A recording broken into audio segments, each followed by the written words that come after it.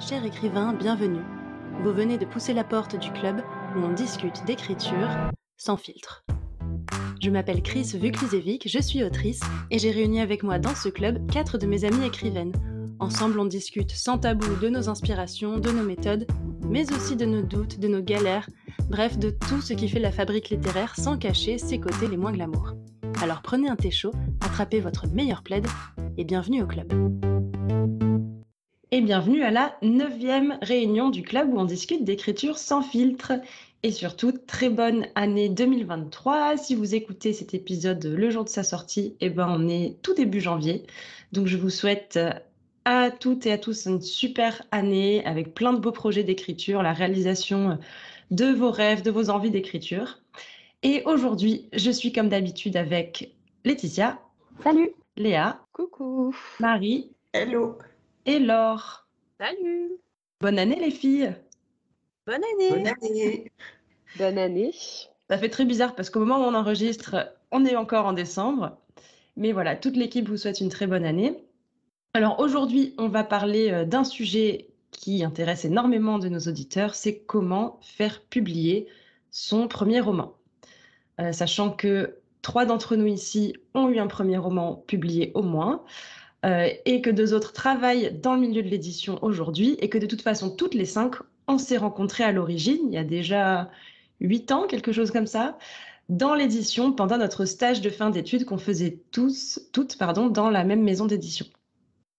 Donc, on a des petits tips et astuces de l'intérieur pour vous dévoiler les coulisses de l'édition, comment ça se passe quand une maison reçoit votre manuscrit, quel circuit fait votre texte, qu'est-ce que va regarder un éditeur comme critère pour sélectionner ou non votre manuscrit. Donc voilà, plein de petites pépites hyper utiles si c'est l'un de vos objectifs, l'un de vos rêves pour 2023 de faire publier votre livre. Un petit disclaimer avant épisode, comme vous l'entendez à ma voix, je suis malade, j'ai le Covid actuellement et j'ai beaucoup trop crié puisque hier c'était le match de finale de l'équipe de France pour la Coupe du Monde de foot. Donc ma voix est ce qu'elle est et on est plusieurs à être un peu patraque. Voilà, c'est l'hiver. Il y a une semaine à peu près, on était tous ensemble à Londres pour un week-end où on a discuté d'écriture et je pense qu'on a toutes plus ou moins chopé des trucs, chopé froid à ce moment-là. Donc voilà, on va quand même faire vaillamment notre épisode, mais veuillez excuser nos voix un petit peu nasillardes. Alors, avant de parler de ce sujet, on va, comme d'habitude, parler un peu de nos actus, de ce qu'on écrit en ce moment. Et aujourd'hui, comme c'est un épisode un peu spécial, on va faire le bilan de notre année 2022. On n'a pas vraiment de résolution pour 2023. Peut-être que quand le vrai mois de janvier pour nous sera arrivé, qu'on y aura réfléchi, on vous en parlera en février. Mais pour l'instant, on va surtout faire le bilan de l'année écoulée côté écriture. Léa, je sais que tu as beaucoup avancé dans ton projet cette année. Donc, comment est-ce que tu conclus cette année côté écriture ? Je la conclus sur l'angoisse. Non, je rigole. Je suis très dramatique. Si, je suis allée jusqu'au bout de cette fameuse première partie dont j'ai l'impression de parler à chaque fois comme un petit marronnier à chaque épisode. Mais pour de vrai, ça faisait des années et des années que j'avais pas autant écrit sur un projet aussi structuré. Donc, je suis déjà très fière de ce début de projet pour cette année 2022 et j'espère qu'en 2023 j'arriverai à écrire les 2 suivantes, mais je vais pas prendre d'engagement ni de résolution parce que la pression. Voilà. Donc une année que tu décrirais, ce serait la fierté pour toi, le mot pour l'année 2022 côté écriture. Ouais, carrément la fierté et puis j'ai passé, j'ai aussi lu vos projets pendant cette année 2022 et même si lire et faire de la bêta lecture c'est pas vraiment faire de l'écriture, c'est des moments qui ont été hyper passionnés et épanouissants pour moi aussi et c'est des moments où même si c'est pas sur mon texte, j'ai travaillé à réfléchir sur des textes et ça c'est important pour moi. Donc voilà, je retiens ça aussi. Merci Léa.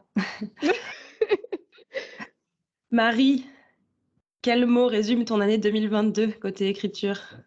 Moi, je dirais que c'est reprise de l'écriture en mode Bambi sur glace, parce que j'ai repris l'écriture, mais en tâtonnant beaucoup. Mais je suis déjà contente d'avoir osé recommencer un roman.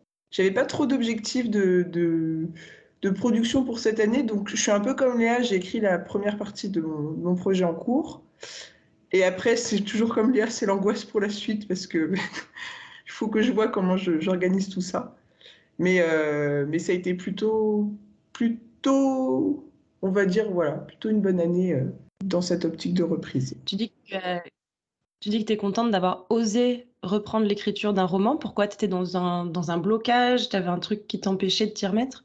Ouais, je sais pas trop pourquoi, mais je m'en faisais un peu toute une montagne. Parce que ça faisait longtemps que tu n'avais pas écrit de fiction. Ouais, ça faisait 3 ans. Et c'était un gros projet qui m'avait duré 4 ans, je crois. Et là, le fait de reprendre avec un one-shot qui devrait pas être très gros, je pense que c'est plutôt pas mal pour reprendre. Merci Marie. Laure, ton année 2022? J'aime bien l'idée de Bambi sur glace, mais moi je dirais en un mot, je dirais un peu de tâtonnement. Ça faisait longtemps, je pense que j'avais pas autant écrit cette année, que cette année, pardon. Ce qui est un peu particulier parce que j'ai pas tellement écrit, mais pour autant, ça faisait longtemps que je m'étais pas autant lancée dans différents projets. Après, je sais pas les projets que j'ai le plus envie d'avancer. Donc voilà, moi je tâtonne un peu, mais c'était aussi la première année que du coup j'ai pu faire avec une partie des filles ici présentes des brunchs d'écriture, de parler un peu de tous ces projets, donc d'avancer un peu ensemble. C'est aussi la première fois que je vous ai fait lire des trucs. Donc voilà, c'était quand même une année mouvementée, même si j'ai pas encore réussi à laisser ou à trouver autant de place que j'aimerais à l'écriture dans ma vie globalement. C'était quand même une année assez riche. Trop bien. Merci Laure. Laetitia, grosse année 2022 pour toi.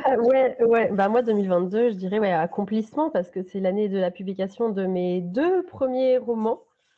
Donc année intense, année beaucoup de choses incroyables, premier salon du livre, première dédicace, enfin tout quoi. Et puis voilà, c'est quasiment 2 premiers romans pratiquement quoi. Énorme. Voilà. Et tu t'en ressors pas trop épuisée? Un peu épuisée, mais non, j'ai aussi trop hâte de la suite, quoi. Déjà envie de travailler sur la suite et voilà. Top. Si ça t'a donné plus d'énergie que ce que ça t'en a pris, c'est l'essentiel. Et ça t'en a pris beaucoup. Et puis moi, de mon côté, je dirais que c'était une année de transition parce que mon premier roman paru en 2021, le deuxième qui paraîtra cette année, en 2023. Et en 2022, il s'est passé beaucoup de choses, mais en souterrain, pas trop visible. Donc, finir le roman qui va paraître, ça a été un gros, gros morceau. En commencer un suivant, un troisième, qui peut-être paraîtra aussi fin 2023. Lancer ce podcast, qui est quand même un gros projet et qui est vraiment chouette. Moi, qui m'aide en tout cas dans mon écriture, qui m'aide à y penser. En fait, des fois, quand j'écris, je me dis, ah tiens, cette question que je me pose, c'est un bon thème pour le podcast, ou en tout cas, ça m'aide des fois à formuler mes réflexions, je pense, de manière plus posée. Et c'est trop chouette de pouvoir en discuter avec vous plutôt que d'être toute seule face à mes problèmes. Et puis d'avoir les retours aussi, les retours des auditeurs qui nous disent ça m'aide vachement, ça me rassure, ça me motive. C'est hyper précieux. Donc voilà, moi je suis super contente de ça. Transition aussi sur le côté, sur le plan perso, puisque j'ai déménagé en Irlande. J'étais déjà en indépendante, mais cette année, j'ai vraiment commencé à donner plus de temps à l'écriture de fiction, vraiment. Écrire des romans a pris beaucoup, beaucoup de mon temps. Et donc, je me sens un peu plus autrice de plus en plus, même si clairement, financièrement, c'est pas de ça que je vis aujourd'hui. En termes de temps, c'est ce qui m'occupe la plupart du temps. C'est trop bien en tout cas. J'espère qu'on aura encore plus de choses à dire fin 2023. mais j'ai hâte de voir ce que vous allez écrire là cette année et de vous lire. Chers auditeurs, d'ailleurs, si vous voulez que ce podcast continue à exister en 2023, likez, commentez, partagez. À l'heure où on enregistre cet épisode, on est à presque 200 abonnés sur YouTube. Voilà, ça serait bien si on arrivait à 250 abonnés au mois d'avril, qui sera les 1 an du podcast. Voilà, pour qu'on se dise, c'est bon, il y a des gens qui nous suivent, il y a des gens qui nous écoutent, qui ont envie qu'on continue. Donc voilà, n'hésitez pas à nous soutenir de cette manière. C'est vraiment le meilleur moyen de nous dire que ce qu'on fait vous est utile. Je vais vous donner un petit conseil du jour, comme d'habitude, une petite recommandation. Oh, Léa me met dans la conversation, c'est à nous de te dire merci avec un petit cœur. C'est très mignon. Merci Léa.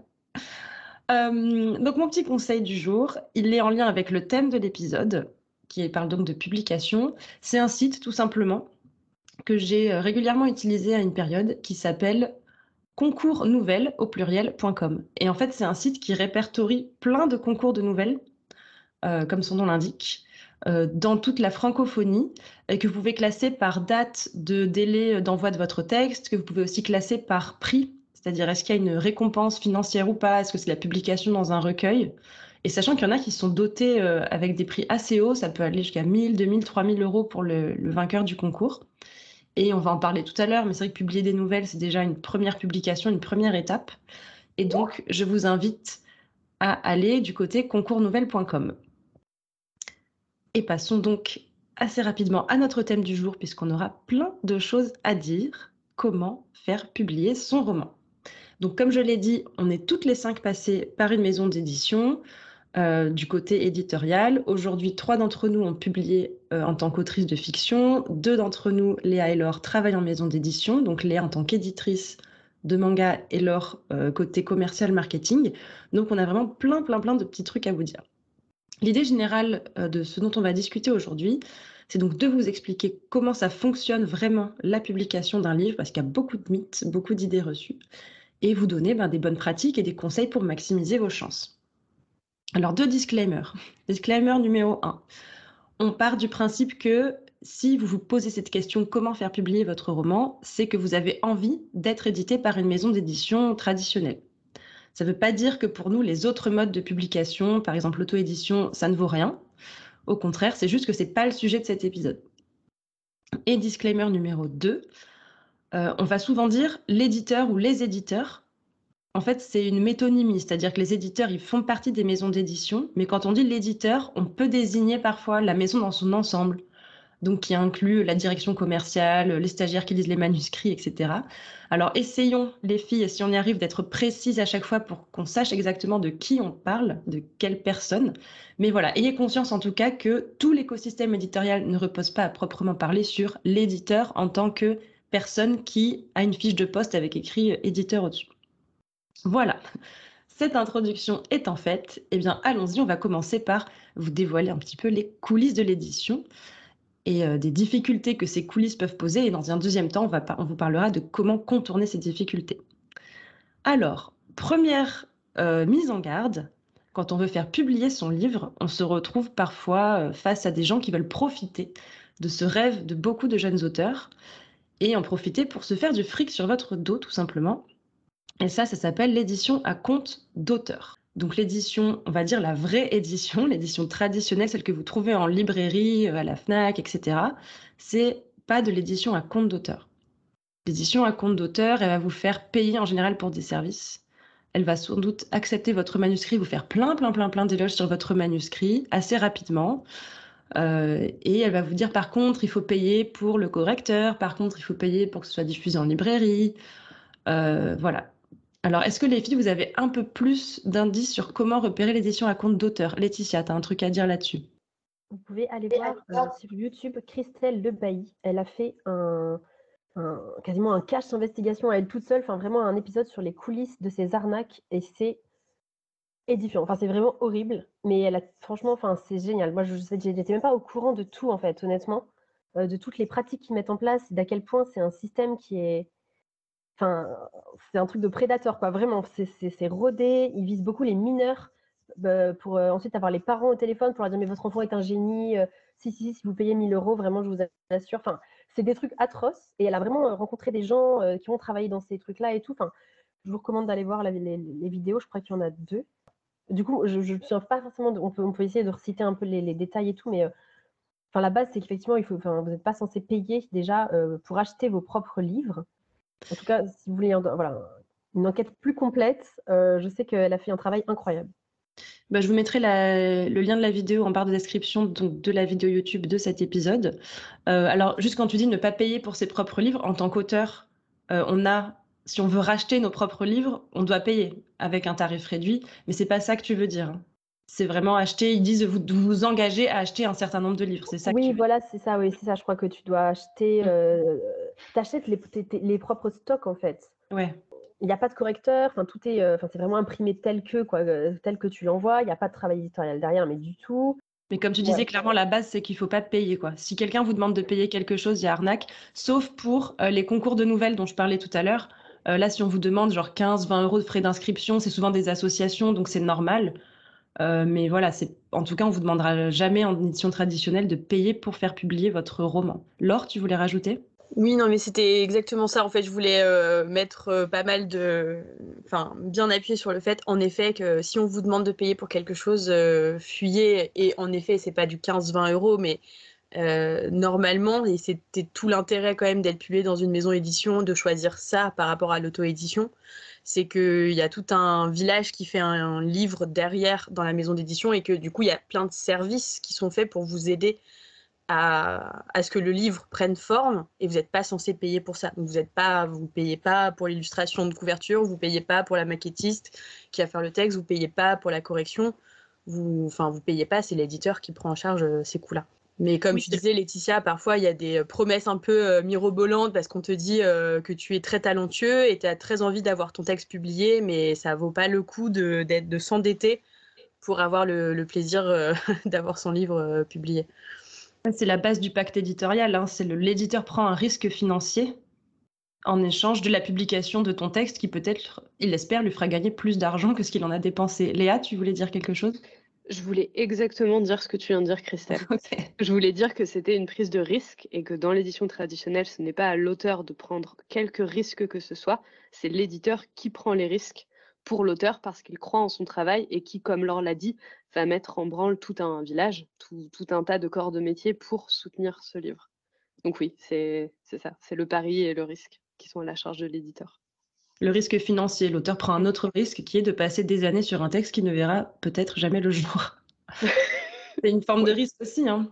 Oui. C'est des risques partagés. En tout cas, ne prenez pas les deux risques à la fois, s'il vous plaît.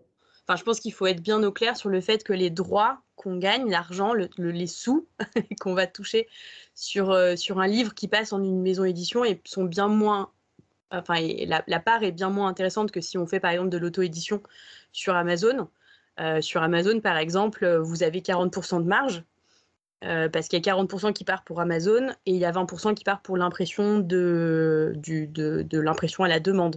Donc vous avez 40% sur votre livre versus une maison d'édition qui va peut-être vous donner 10% en fonction de votre contrat. Voilà, j'envoie quelques mots. Si vous êtes dans une maison d'édition plutôt sympa et que vous ne publiez pas en jeunesse parce que voilà, c'est compliqué, vous allez peut-être avoir quelque chose comme 10%.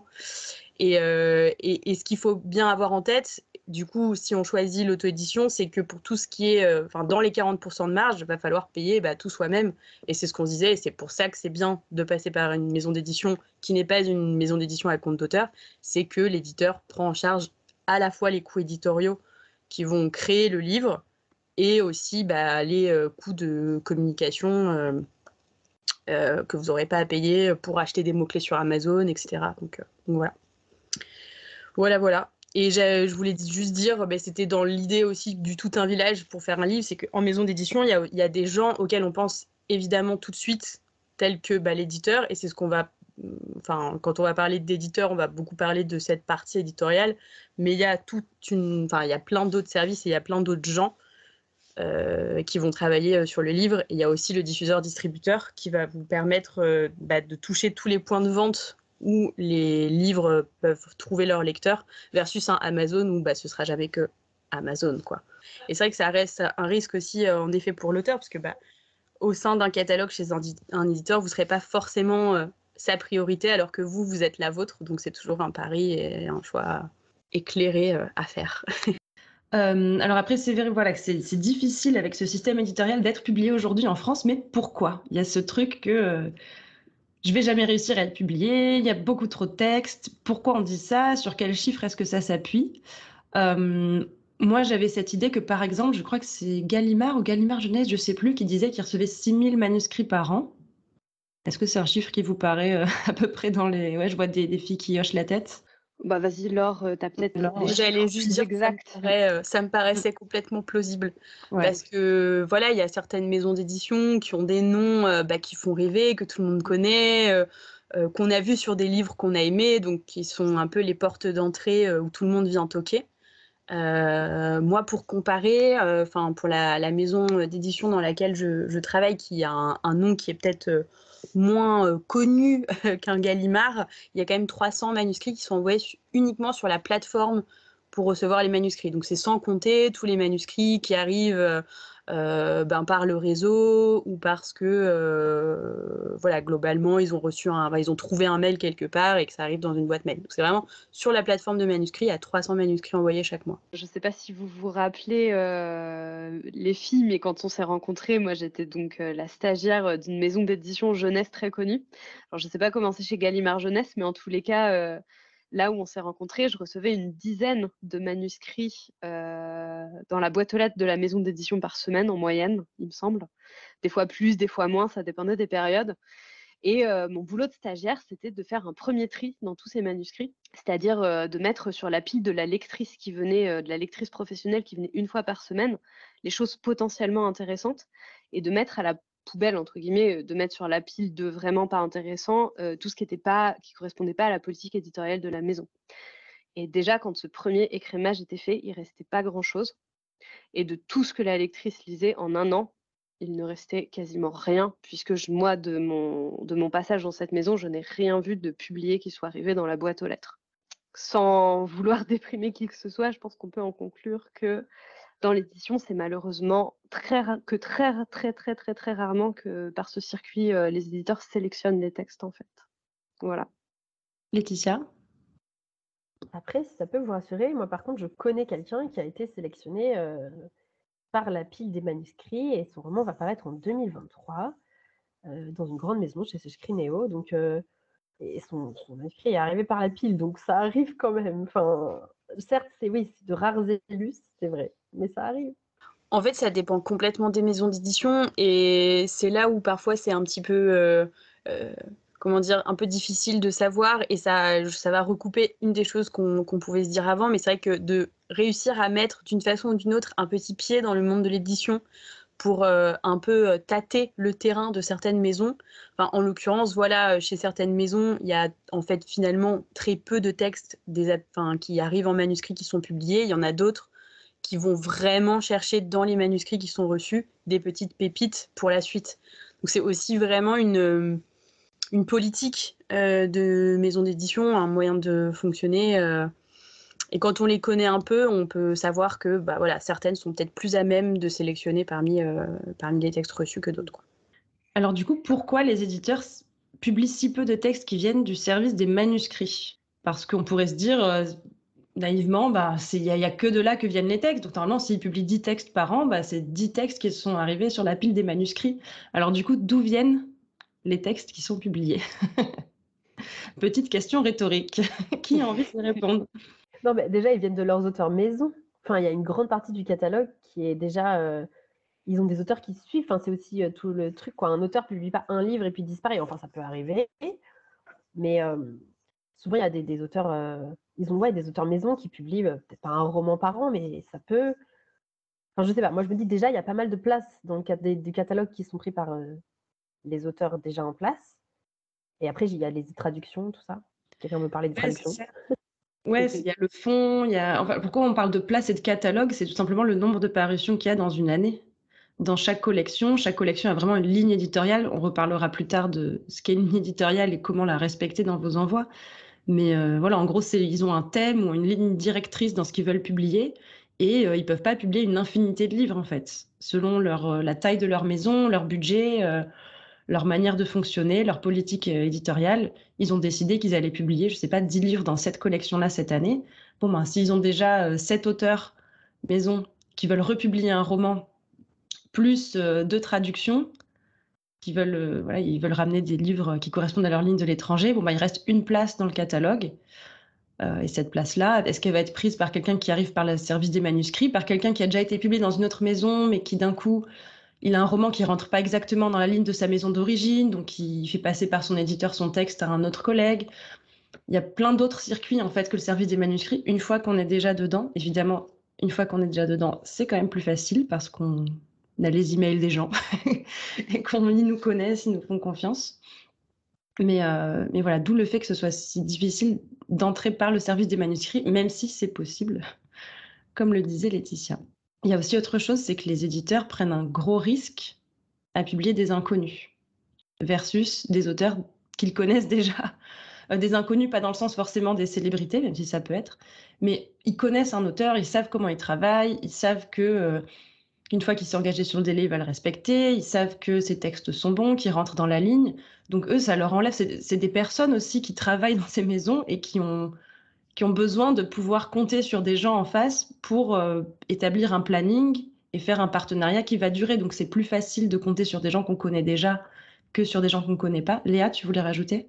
Oui, je sais qu'il y a, tout à l'heure, Laetitia évoquait les traductions et je sais qu'il y a beaucoup d'auteurs français. Enfin, j'ai pu lire à de nombreuses reprises des gens qui étaient frustrés par le nombre d'achats de droits à l'étranger et de livres traduits de l'étranger qui est en France, parfois au détriment un peu de nos auteurs français.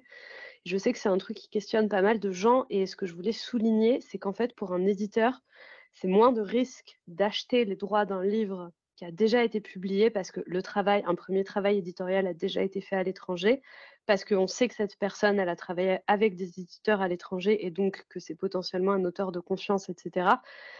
Et en fait, pourquoi il y a autant de droits qui sont achetés à l'étranger? Eh bien, parce qu'il y a déjà tout ce travail-là qui a été fait et quelque part, c'est plus facile pour l'éditeur que de prendre un truc de zéro avec un auteur qui est un inconnu. Et c'est frustrant, j'en ai conscience, mais pour le comprendre, ce raisonnement-là, il explique un peu, quoi. Et ce qui est intéressant pour autant, c'est que ça coûte probablement plus cher à l'éditeur d'acheter un texte à l'étranger parce qu'il faut le traduire, que ça coûte beaucoup d'argent de traduire un texte, que ça coûte en règle générale, il faut aussi acheter le texte à l'éditeur étranger. Donc c'est aussi finalement un risque financier plus grand, mais que tu contrebalances avec, comme tu disais, le fait que le travail a déjà été fait, qu'il y a déjà des arguments marketing, commerciaux qui sont assez béton. Donc voilà, tu te dis le risque financier est plus grand, mais a priori c'est un risque quand même commercial moins grand, puisqu'il a déjà trouvé des lecteurs, donc il n'y a pas de raison qu'il ne trouve pas des lecteurs sur le marché français. Après, j'ai l'impression qu'il y a quand même une petite tendance en ce moment à publier plus de français. Enfin, je vois en 2023, là, je connais beaucoup de gens, beaucoup de jeunes auteurs, de primo-romanciers qui vont être publiés en 2023 dans des maisons différentes. Donc, j'ai l'impression quand même qu'il y a une petite tendance à ça. On a envie, quand les maisons d'édition ont un peu envie d'essayer d'avoir des auteurs français. Voilà, c'était la bonne nouvelle. Moi, je suis l'optimisme aujourd'hui. On en a bien besoin dans un épisode pareil, parce qu'il y aura peu de bonnes nouvelles, et donc les moindres bonnes nouvelles qu'on peut prendre, on les prend. Merci Laetitia pour cette dose. Pour reparler du risque financier que prend un éditeur, ça, l'auteur, on n'a pas toujours conscience, mais en fait, vous me dites si je me trompe, les filles qui bossent dans l'édition, mais un éditeur, en fait, il va pas gagner d'argent, être à l'équilibre sur beaucoup de livres, et se faire vraiment du fric sur quelques livres très rares qui vont lui servir à financer d'autres livres justement plus risqués sur lesquels il va pouvoir se permettre de perdre un peu. C'est pas un business hyper rentable en soi, en tout cas quand on parle de maisons, pas d'énormes groupes. Voilà, en fait, c'est aussi grâce justement à ces énormes titres qui sont extrêmement lus, qui sont extrêmement appréciés, que les maisons d'édition peuvent aussi se permettre du coup de publier des textes qui vont n'être vendus que à 200 personnes et pour autant pas couler, pas mettre la clé sous la porte. Donc c'est aussi parce qu'il y a ces énormes best-sellers dans un catalogue d'une maison que du coup l'éditeur peut prendre plus de risques. Donc c'est exactement ce que tu disais. Ouais, il faut bien se rappeler qu'une maison d'édition, c'est une entreprise, c'est pas un organisme de charité. Leur but, c'est de gagner de l'argent à la fin, non mais c'est vrai, sauf si c'est des maisons associatives. Mais si le livre n'est pas rentable, a priori, on va arrêter de faire appel à l'auteur si vraiment la maison repose là-dessus, quoi. Ce qui est hyper flippant d'ailleurs pour nous en tant qu'auteur et primo-romancière, et d'où l'intérêt de vraiment mettre le paquet sur les premiers romans. C'est-à-dire que si ton premier roman, tu le publies, ils vont à 200 exemplaires, et ben peut-être que tu es l'auteur dont parlait Laetitia tout à l'heure qui fait un livre et qui disparaît, quoi. Ouais, c'est exactement ça. Et c'était, tu vois, par exemple, moi dans ma maison d'édition, on fait tous les trimestres une réunion ROI, donc retour sur investissement. Et en fait, on regarde titre par titre sur les différents catalogues. Est-ce qu'on a perdu de l'argent? Est-ce que là, ce titre-là, on est rentable? Je suis dans une maison d'édition qui ne fait pas que de la littérature, donc il y a aussi en littérature, un livre, il vit entre guillemets un peu moins longtemps parce que les rotations, enfin ça tourne assez vite sur les tables de librairie. Pour des livres de pratique, ça dure un petit peu plus longtemps. Donc sur certaines réunions, on peut se dire, ok, là on n'est pas rentable, mais a priori, à la prochaine réunion, on sera devenu rentable parce que le titre continue à vivre. En litté, ça va un petit peu plus vite, mais ouais, c'est vrai qu'on est obligé de se poser ces questions-là parce que même si c'est une industrie de passionnés, mais ça reste une industrie quand même, et qu'en effet, on est là quand même à la fin de la journée pour faire de l'argent. Mais ce qui est aussi une bonne nouvelle, je vais aussi mettre un petit peu d'optimisme dans cette phrase globalement, c'est que ça veut aussi dire que l'éditeur, il a tout intérêt à ce que ça se vende. Genre, en fait, l'éditeur fait pas un livre pour le planter, enfin, à zéro intérêt à faire ça. Parce que voilà, l'éditeur aussi, à la fin de la journée, ce qu'il veut, c'est gagner des sous. Et s'il peut gagner plus de sous grâce à votre ouvrage, il va pas s'en empêcher, quoi. D'où le fait que quand on voit arriver un manuscrit au service des manuscrits, d'un parfait inconnu qu'on ne connaît ni d'Ève ni d'Adam, le risque est bien plus grand puisqu'on ne sait pas ce qu'il va donner. Et on n'a pas les éditeurs étrangers pour nous dire il s'est vendu à X exemplaires. On n'a pas le livre précédent de l'auteur pour dire ok, il a déjà une base de lectorat, il a bien marché, c'est quelqu'un qui va bien se vendre, etc. Le risque est vraiment démultiplié, quoi. Et Laure, tu parlais d'industrie du prototype versus l'industrie créative, et c'est hyper intéressant ça comme distinction, le fait qu'on ne sait pas si ça va plaire. Ouais, exactement. On parle d'industrie du prototype pour les industries comme ça, voilà, où en fait tu sais pas d'avance en fait. Je voudrais revenir quand même sur vraiment le service des manuscrits, comment il fonctionne, puisque voilà, on a parlé de stagiaires qui lisent les manuscrits. C'est pas forcément le directeur éditorial qui lit les manuscrits tout de suite. Et le stagiaire qui lit vos manuscrits n'est pas juste un petit con qui ne comprend rien à la littérature et qui jette votre manuscrit à la poubelle parce que le vôtre est beaucoup trop sophistiqué pour sa petite tête, ce qui est une idée reçue que je vois aussi beaucoup passer, c'est que mon manuscrit n'est pas pris parce qu'au service des manuscrits, ils n'ont pas compris. Il faudrait que ça aille directement au directeur éditorial, il comprendrait ma littérature. Donc, comment ça se passe pour de vrai? On a à peu près tout été en service des manuscrits, mais je pense que Léa, toi, tu as vraiment peut-être la vision la plus globale, vu que tu as été à peu près à tous les échelons de ce service. Est-ce que tu peux nous faire vraiment le circuit précis de comment il arrive, par où il passe, à qui il est donné, jusqu'à l'acceptation ou le refus final? Alors, ça dépend vraiment des maisons. Chaque maison d'édition, en fonction de sa taille, du genre qu'elle traite, a un circuit différent.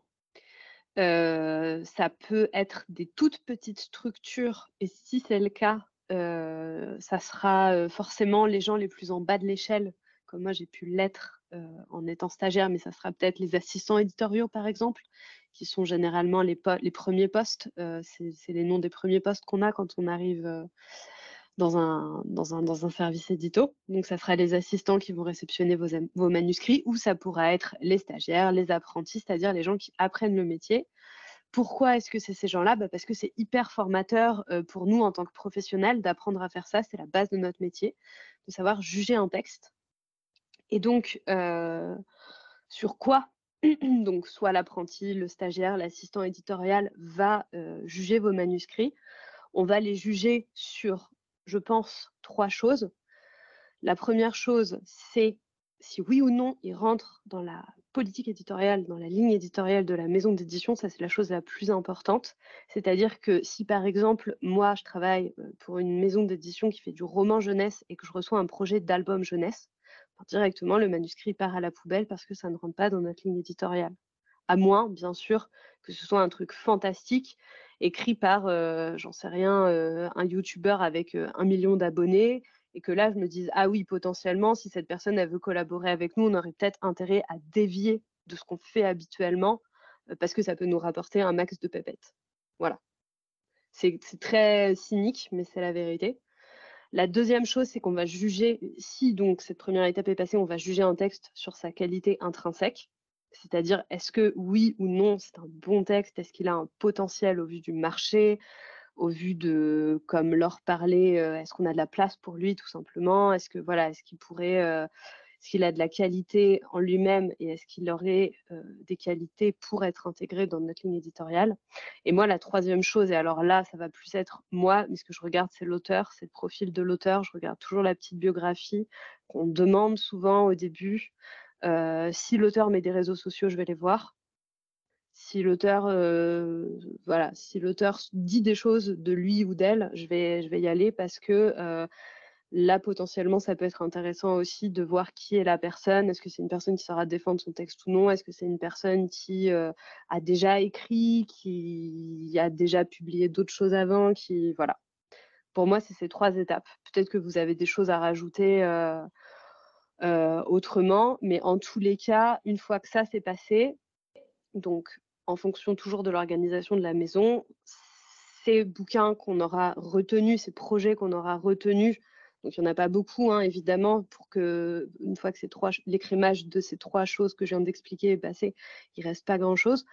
Ils vont aller dans une pile. Alors moi, quand j'étais au service manuscrit, donc petite stagiaire, ils allaient sur la piste de la lectrice qui venait une fois par semaine. Mais en fonction des maisons d'édition, ils peuvent aller chez les directeurs de collection ou chez les éditeurs. Et ensuite, là, va y avoir vraiment ces gens-là qui vont les lire, qui vont les regarder. C'est eux qui prennent les décisions stratégiques pour la maison.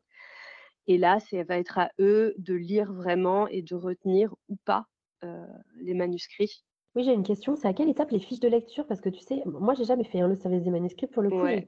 t'es côté com. Du coup, je sais même pas.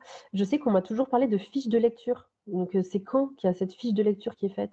Ça dépend. Moi, les fiches de lecture, par exemple, pour les romans français, il y en avait honnêtement pas beaucoup. Je sais qu'il y a des éditeurs qui fonctionnent beaucoup avec ça, qui ont des pools de lecteurs, qui demandent à des lecteurs de lire et de faire des fiches de lecture. Moi, j'en ai jamais fait, j'en ai fait que pour des romans étrangers, c'est-à-dire que je lisais des romans en anglais, en espagnol, et pour ces romans-là, je faisais des fiches de lecture pour mon service édito. Et je pense que certains services édito fonctionnent comme ça. Peut-être que, ouais, Marie, toi, tu avais bossé dans un service où ça fonctionnait comme ça. Ouais. Bah moi, j'ai fait des stages dans notamment 2 grosses maisons d'édition jeunesse. Et je me souviens, j'en ai fait beaucoup des fiches de lecture sur le tri des manuscrits. Et en fait, c'était dès qu'il passait le premier tri, le premier écrémage, qu'on lit les premières pages, qu'on voit qu'il y a quand même quelque chose à creuser. Et souvent, ça, les assistants d'édition, les éditeurs n'ont pas le temps de le faire. Mais les stagiaires ont un temps généralement qui est dévolu à ça. Et du coup, bah, voilà, ça consiste à lire le manuscrit ou à le parcourir si vraiment on se rend compte que ça ne tient pas la route après les premiers chapitres et à voilà, faire un retour. Alors, les structures changent selon la structure de la fiche de lecture, elle change selon l'éditeur. Mais globalement, ça va être une sorte de résumé global de l'histoire, les points forts, les points d'amélioration. Est-ce que ça peut être ou pas intéressant pour la ligne éditoriale? Et après, cette fiche de lecture, elle sert à accélérer le travail de l'éditrice derrière ou de l'éditeur qui va parcourir la fiche et voir si ça peut le faire ou pas et jeter un coup d'œil au manuscrit, voire le lire entièrement pour se faire une idée. Et après, donc, quand ça arrive dans les mains, à quel moment est-ce que ça arrive dans les mains vraiment d'un éditeur à proprement parler, de la personne qui va décider, oui ou non, je publie ce livre, j'appelle l'auteur pour lui dire, je le prends? Généralement, quand il y a eu plusieurs avis positifs de plusieurs personnes, c'est-à-dire, en gros, à chaque échelon un peu de ce qu'on vient de dire, de ce qu'on vient d'expliquer avec Marie, et donc ce que là nos auditeurs peuvent constater, c'est qu'il y en a plein en fait des lecteurs. À plein de moments, le manuscrit va être lu, il va être étudié par différentes personnes, et c'est les avis un peu croisés de toutes ces différentes personnes. S'il y a un avis unanime de c'est génial, c'est un truc qui mérite qu'on lui porte attention à toutes ces étapes, et que ça arrive sur le bureau de l'éditeur avec cette recommandation, là, l'éditeur, il va vraiment prendre le temps de regarder et de décortiquer le projet.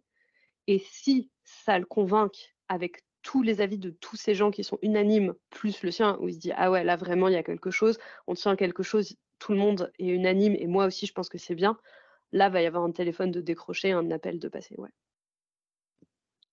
Et peut-être un feeling aussi, de la personne qui dit, moi, j'ai envie de bosser sur ce texte, ou moi, ça m'intéresse pas. L'éditeur, en tant que personne, tu vois, de ses goûts, est-ce que ça rentre en compte? Je pense que forcément, ça rentre en compte. c'est un travail, c'est des choix qui sont tellement subjectifs et tellement à risque. On parlait de prise de risque au début de l'émission et c'est à ce moment-là que le risque, il se joue, hein. C'est un truc que tu sens dans tes tripes. Mais moi, je pense, pour avoir fréquenté beaucoup d'éditeurs et des gens qui ont un peu marqué l'histoire de certaines branches d'édition. Je pense par exemple à la directrice de la maison d'édition jeunesse dans laquelle je bossais. C'est surtout, en fait, ça va pas être tant un truc que je sens ou pas, ça va être un truc qui correspond à mon marché ou pas, en fait, hein. C'est très Plus un feeling du marché qu'un ouais, feeling plus un feeling j'aime du ce livre. marché, ouais, ouais. Ouais, ouais, je vais pas forcément dire de nom parce que c'est pas lieu, mais cette grande dame, de l'édition, elle avait perçu que le marché, il avait besoin d'un segment, un peu terreur, horreur, flippant à un moment et elle a lancé une collection qui a été un succès, énorme en France et pas parce que je pense que ça la faisait vibrer dans ses tripes, mais parce que je pense qu'elle sentait que le marché, il était prêt pour ça et qu'il avait besoin de ça et il y a d'autres expériences, voilà, que j'ai pu voir de d'autres éditeurs qui m'ont confirmé ça, que c'était vraiment une sensibilité au marché. Là, les gens, ils veulent lire ça, ils ont besoin de lire ça et moi, je vais leur apporter ça. Est-ce que là, on ne parle pas de segments de l'édition qui sont très orientés marché, comme par exemple la jeunesse? Je ne sais pas si Alors, le cas c'est pareil, mais tu vois, quand on parle par exemple de littérature générale, c'est beaucoup plus dur de savoir ce qu'attend le marché, non?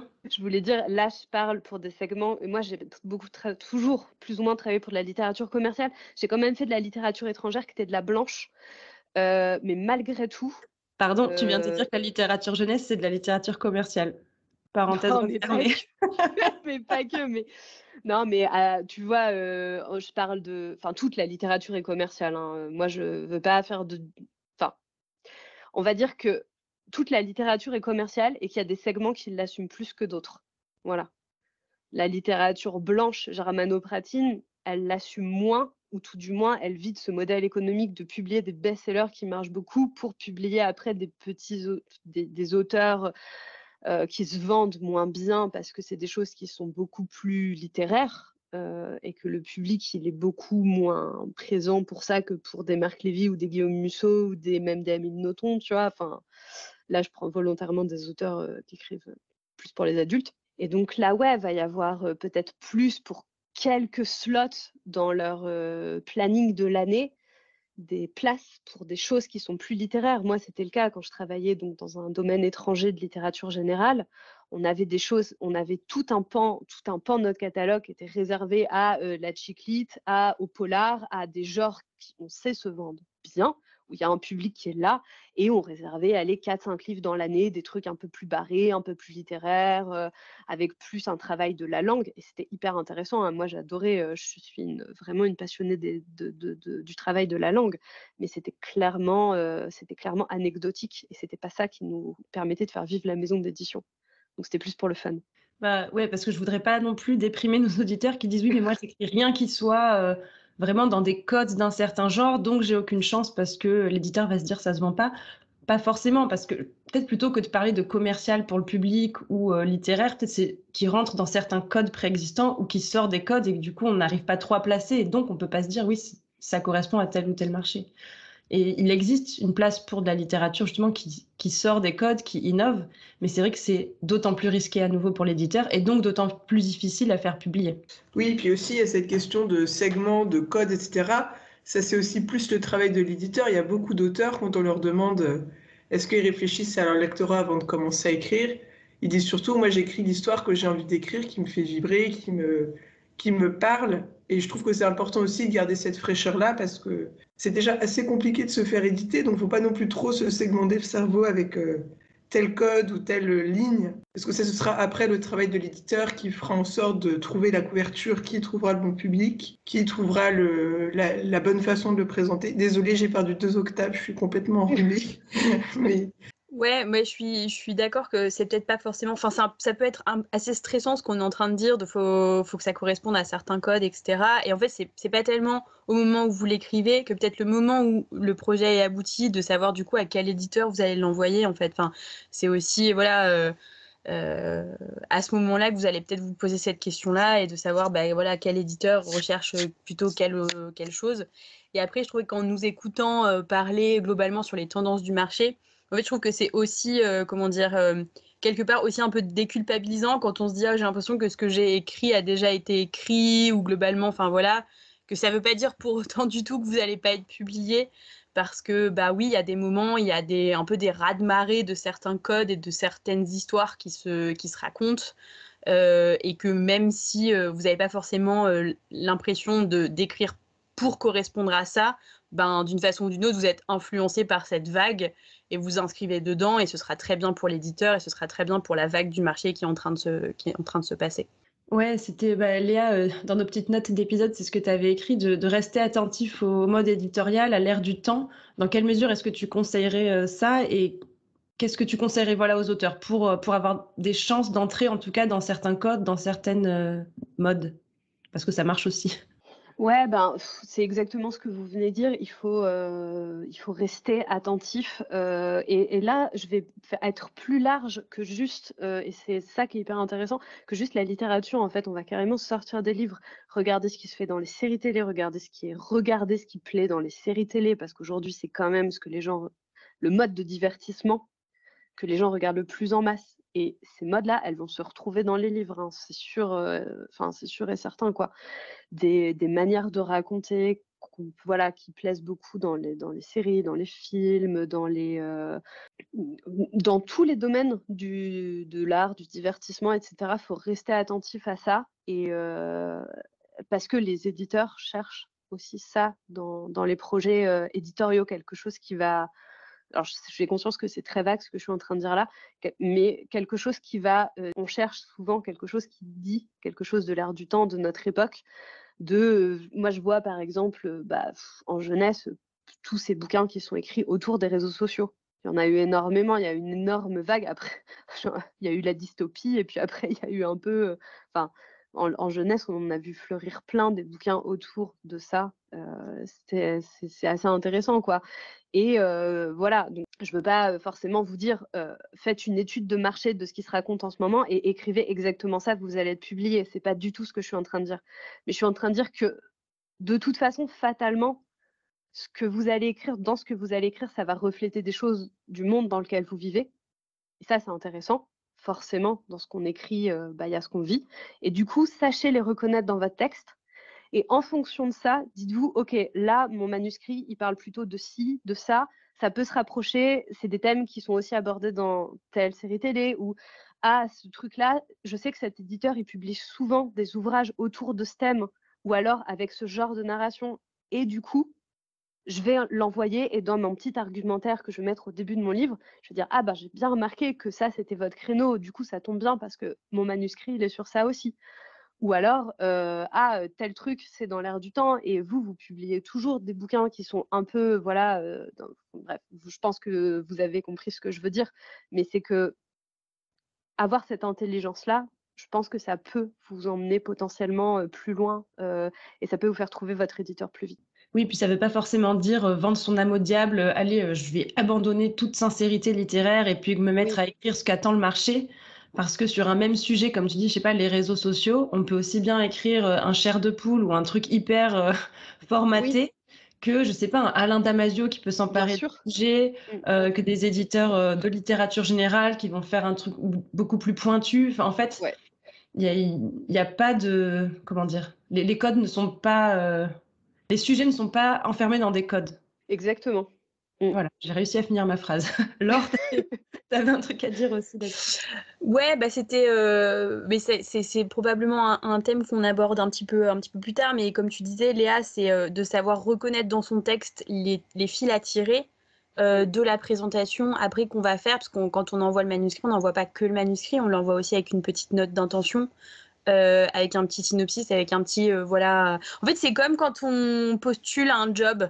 Vous envoyez pas juste votre CV, vous envoyez aussi la lettre de motivation, et il n'y a rien de pire pour un recruteur que de voir une lettre de motivation qui est copiée-collée et où on se dit mais putain, mais pourquoi il m'envoie ça?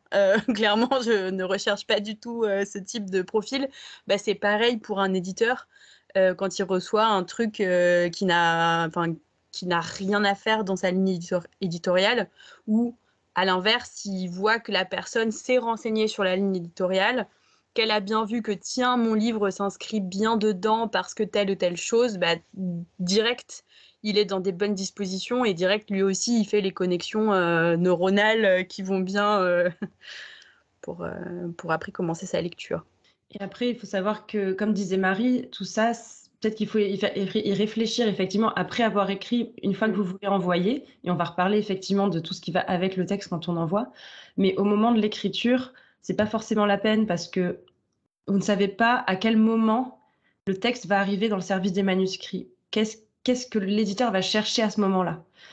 Comme type de texte, comme sujet. Vous ne savez pas si vous allez tomber au moment où lui, dans sa tête, depuis la veille au soir, parce qu'il a une illumination, il s'est dit « Ah, faut trop que je crée une collection qui serait comme ci, comme ça ». Et le lendemain, votre manuscrit arrive sur la pile et ça correspond exactement à l'illumination qu'il a eue la veille. Vous ne savez pas. Là, il y a une part aussi de chance ou de malchance, ou en tout cas un peu de hasard là-dedans, qui est que peut-être votre manuscrit, il est excellent, il rentre dans la ligne et tout, mais ils ont déjà décidé de publier un livre qui ressemble vraiment, vraiment beaucoup au vôtre. Et donc, ils vont pas faire 2 fois un livre trop similaire, donc tant pis, ce sera pas pour eux. Ou au contraire, enfin voilà, vous pouvez pas savoir, en fait, ça, il y a derrière cette part de chance. Comme nous, Marie, Laetitia et moi, on a publié nos 3 premiers livres par des concours, on va aussi en parler. Tu ne sais pas face à quels autres textes ton livre se retrouve en concours. Et c'est toujours un concours, en fait. C'est-à-dire que tu envoies ton manuscrit, il est en compétition avec tous les autres que l'éditeur reçoit, tu ne sais pas ce qu'il y a en face. Et ça, tu ne le contrôles pas, en fait. Tout ce que tu peux contrôler, c'est toi, ce que tu as voulu écrire, ce que tu as voulu raconter. C'était aussi un petit appel à la sincérité dans tout ce talk très marketing. Alors, maintenant, on va aller vraiment plus dans les astuces concrètes, sachant qu'il va falloir qu'on y aille vite et qu'on soit efficace parce qu'on a déjà presque 1 heure d'épisode, alors qu'on n'a fait que la première partie. Mais c'est un sujet qui nous passionne toutes, je crois. Alors, on a dit c'est difficile. Ok, maintenant, comment on contourne ces difficultés? L'idée reçue de base, c'est ouais, de toute façon, il faut être pistonné. Sinon, ça marche pas. Il faut que ton tonton il soit éditeur. Ouais. C'est pas tout à fait faux, mais c'est pas tout à fait vrai non plus. Disons que si vous avez un tonton éditeur, faites passer votre manuscrit par lui. Surtout, ne vous en privez pas. Mais si vous n'en avez pas, nous, aucune ici n'a de tonton éditeur, et pourtant, on a fait publier nos livres. On a juste envoyé nos textes comme tout le monde et on a vendu la réponse.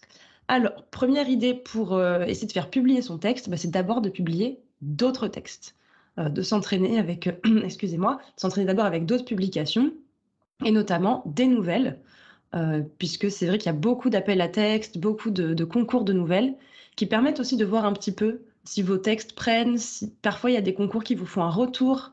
Je sais que le prix du jeune écrivain, si vous avez moins de 26 ans, c'est jusqu'à 26 ans révolus, toutes les nouvelles qui sont envoyées à ce prix vous sont lues et vous recevez une fiche avec un retour détaillé de ce qui n'a pas fonctionné ou fonctionné dans votre texte. Donc voilà, faire participer à des appels à texte de nouvelles pour se faire repérer, pour avoir de premiers lecteurs avec qui échanger, pour se créer un réseau, pour comprendre un peu de l'intérieur le fonctionnement d'une maison d'édition. C'est hyper intéressant. Alors Laetitia, je sais que toi, tu avais un petit bémol à mettre là-dessus, sur la publication de nouvelles par rapport au fait de publier son premier roman. Oui, alors à la fois, je suis hyper d'accord avec toi. Moi, j'avais aussi gagné un concours de nouvelles. Enfin, je pense que c'est bien pour tout, pour l'estime de soi, aussi pour vous prouver un peu que vous allez dans la bonne direction, pour comprendre comment ça marche, pour rencontrer des gens. Enfin, c'est très, très bonne idée. Dans le tout petit bémol, c'est juste parce que j'en parlais avec une auteure qui a une grande carrière derrière elle, genre 20 ans de carrière. Et elle me disait juste qu'en fait, l'écosystème nouvelle et l'écosystème roman ne communiquent quand même pas beaucoup. En gros, c'est pas les mêmes gens quand même. Hein. Les gens qui font des fanzines, il y a beaucoup de fanzines qui font des concours de nouvelles, il y a je sais pas, des médias aussi beaucoup. Je pense à des journaux, des choses comme ça, des assos, comme tu disais, des mairies. Donc en fait, tous ces gens-là, c'est pas les gens qui publient des romans. Donc ce sera pas un lien très direct, mais je pense quand même que c'est très formateur. C'était juste ça en fait. Voilà. Non, tu as complètement raison, c'est bien de le dire. Et je suis tout à fait d'accord sur l'estime de soi. Moi, justement, j'avais été lauréate du prix du jeune écrivain et c'est grâce à ça que j'ai repris mon manuscrit qui traînait dans un dossier Dropbox depuis des années, des mois, parce que je me suis dit, allez, peut-être que maintenant que j'ai été validée par quelqu'un, peut-être qu'en fait, ce que j'ai fait, c'est pas si nul. Et c'est vrai que c'est hyper important. Quand on galère à se faire publier, d'avoir au moins ces petites étapes de « ok, des gens valident ce que je fais ». L'auto-édition aussi, on peut en parler rapidement, ça peut être un moyen de se faire repérer par des éditeurs. Alors beaucoup de gens s'auto-publient, alors je parle d'auto-publication comme sur Wattpad, sur Amazon, etc. Je mets tout dans le même panier de juste je mets mon texte directement au lecteur. Elle peut être utilisée comme une fin en soi. Il y a des gens qui ont tout à fait envie d'être auto-édités, c'est c'est leur droit. Et d'autres qui l'utilisent comme un moyen de se faire repérer. De plus en plus, on a des grosses maisons d'édition qui envoient un peu des espions sur sur les Wattpad, etc., pour voir un peu les textes qui sont les plus lus, qui recueillent le plus de lectures. Est-ce qu'ils sont intéressants? Je sais que Hachette le fait, par exemple, mais c'est pas la seule. C'est Alric et Jennifer Twice qui écrivent ensemble sous le pseudo AJ Twice, qui sont en train d'écrire une série La passeuse de mots. Ils voulaient être publiés depuis des années, ils n'y arrivaient pas. Ils ont fini par se mettre justement sur Wattpad pour se dire allez, nous tout ce qu'on veut c'est être lu, c'est avoir des lecteurs. Et ça a pris. Et petit à petit, à force de monter voilà, cette communauté, les éditions, c'est qui? C'est Hachette, d'ailleurs. Oui, On finit par dire ok, on vous publie. Donc ça peut être un vrai tremplin. Et d'ailleurs, La passeuse de mots, c'est un énorme succès. Je ne sais pas si vous connaissez, mais ça a été dans le top 50, je crois, des livres préférés des Français, là, du grand concours qu'il y a eu il n'y a pas longtemps, où dedans, il y avait Le Petit Prince, Harry Potter, enfin, il y avait Le Seigneur des Anneaux et La passeuse de mots. Donc voilà, c'est une possibilité. Autre possibilité, passer par un concours du premier roman. On est quelques-unes ici à pouvoir en témoigner. Voilà, Marie, Laetitia et moi, on a toutes les trois publié notre premier roman grâce à un concours de ce type. Alors, les avantages des concours, c'est que déjà, vous vous assurez d'être lu. C'est normalement toujours le cas, mais j'imagine que dans les services des manuscrits, des fois, il n'y a juste pas le temps. Tu as 15 manuscrits à lire, tu lis la première page, ça rentre pas dans la ligne éditoriale, ça rentre pas. Alors que là, normalement, tous les manuscrits vont vraiment être lus. Et donc, il y a des statistiques qui sont un peu plus favorables, j'ai l'impression. Un éditeur, pour un concours, il reçoit quelques centaines et il va tous les lire avec dans l'objectif, j'en choisis au moins un. Alors que le service des manuscrits, on peut en choisir au moins 0. Ouais, c'était exactement ça. C'est l'idée que, enfin voilà, en fait, ce qui arrive dans le service des manuscrits, c'est du surplus. Enfin, sauf encore une fois pour certaines maisons d'édition, pardon, qui construisent leur plan d'édition en ayant ça en tête. Pour beaucoup, c'est du surplus, c'est du gras. En gros, s'il y a quelque chose de bien qui sort du service des manuscrits, tant mieux, mais c'est pas dit et ça peut totalement être 0. Alors que s'il y a un concours, c'est que l'éditeur derrière il veut publier le texte et qu'il a prévu cette place et qu'il a vraiment prévu de publier ce texte-là. Il a envie de le publier, il a envie d'en faire quelque chose. Et donc voilà, comme tu disais, c'est sûr que ça va être lu, c'est sûr que ça va aboutir à quelque chose d'une façon ou d'une autre, et que c'est pas un truc où vous allez attendre pendant 1 an et demi une réponse du service des manuscrits. Oui, voilà, exactement. Quand le concours est fini, vous avez votre réponse, au moins c'est fait.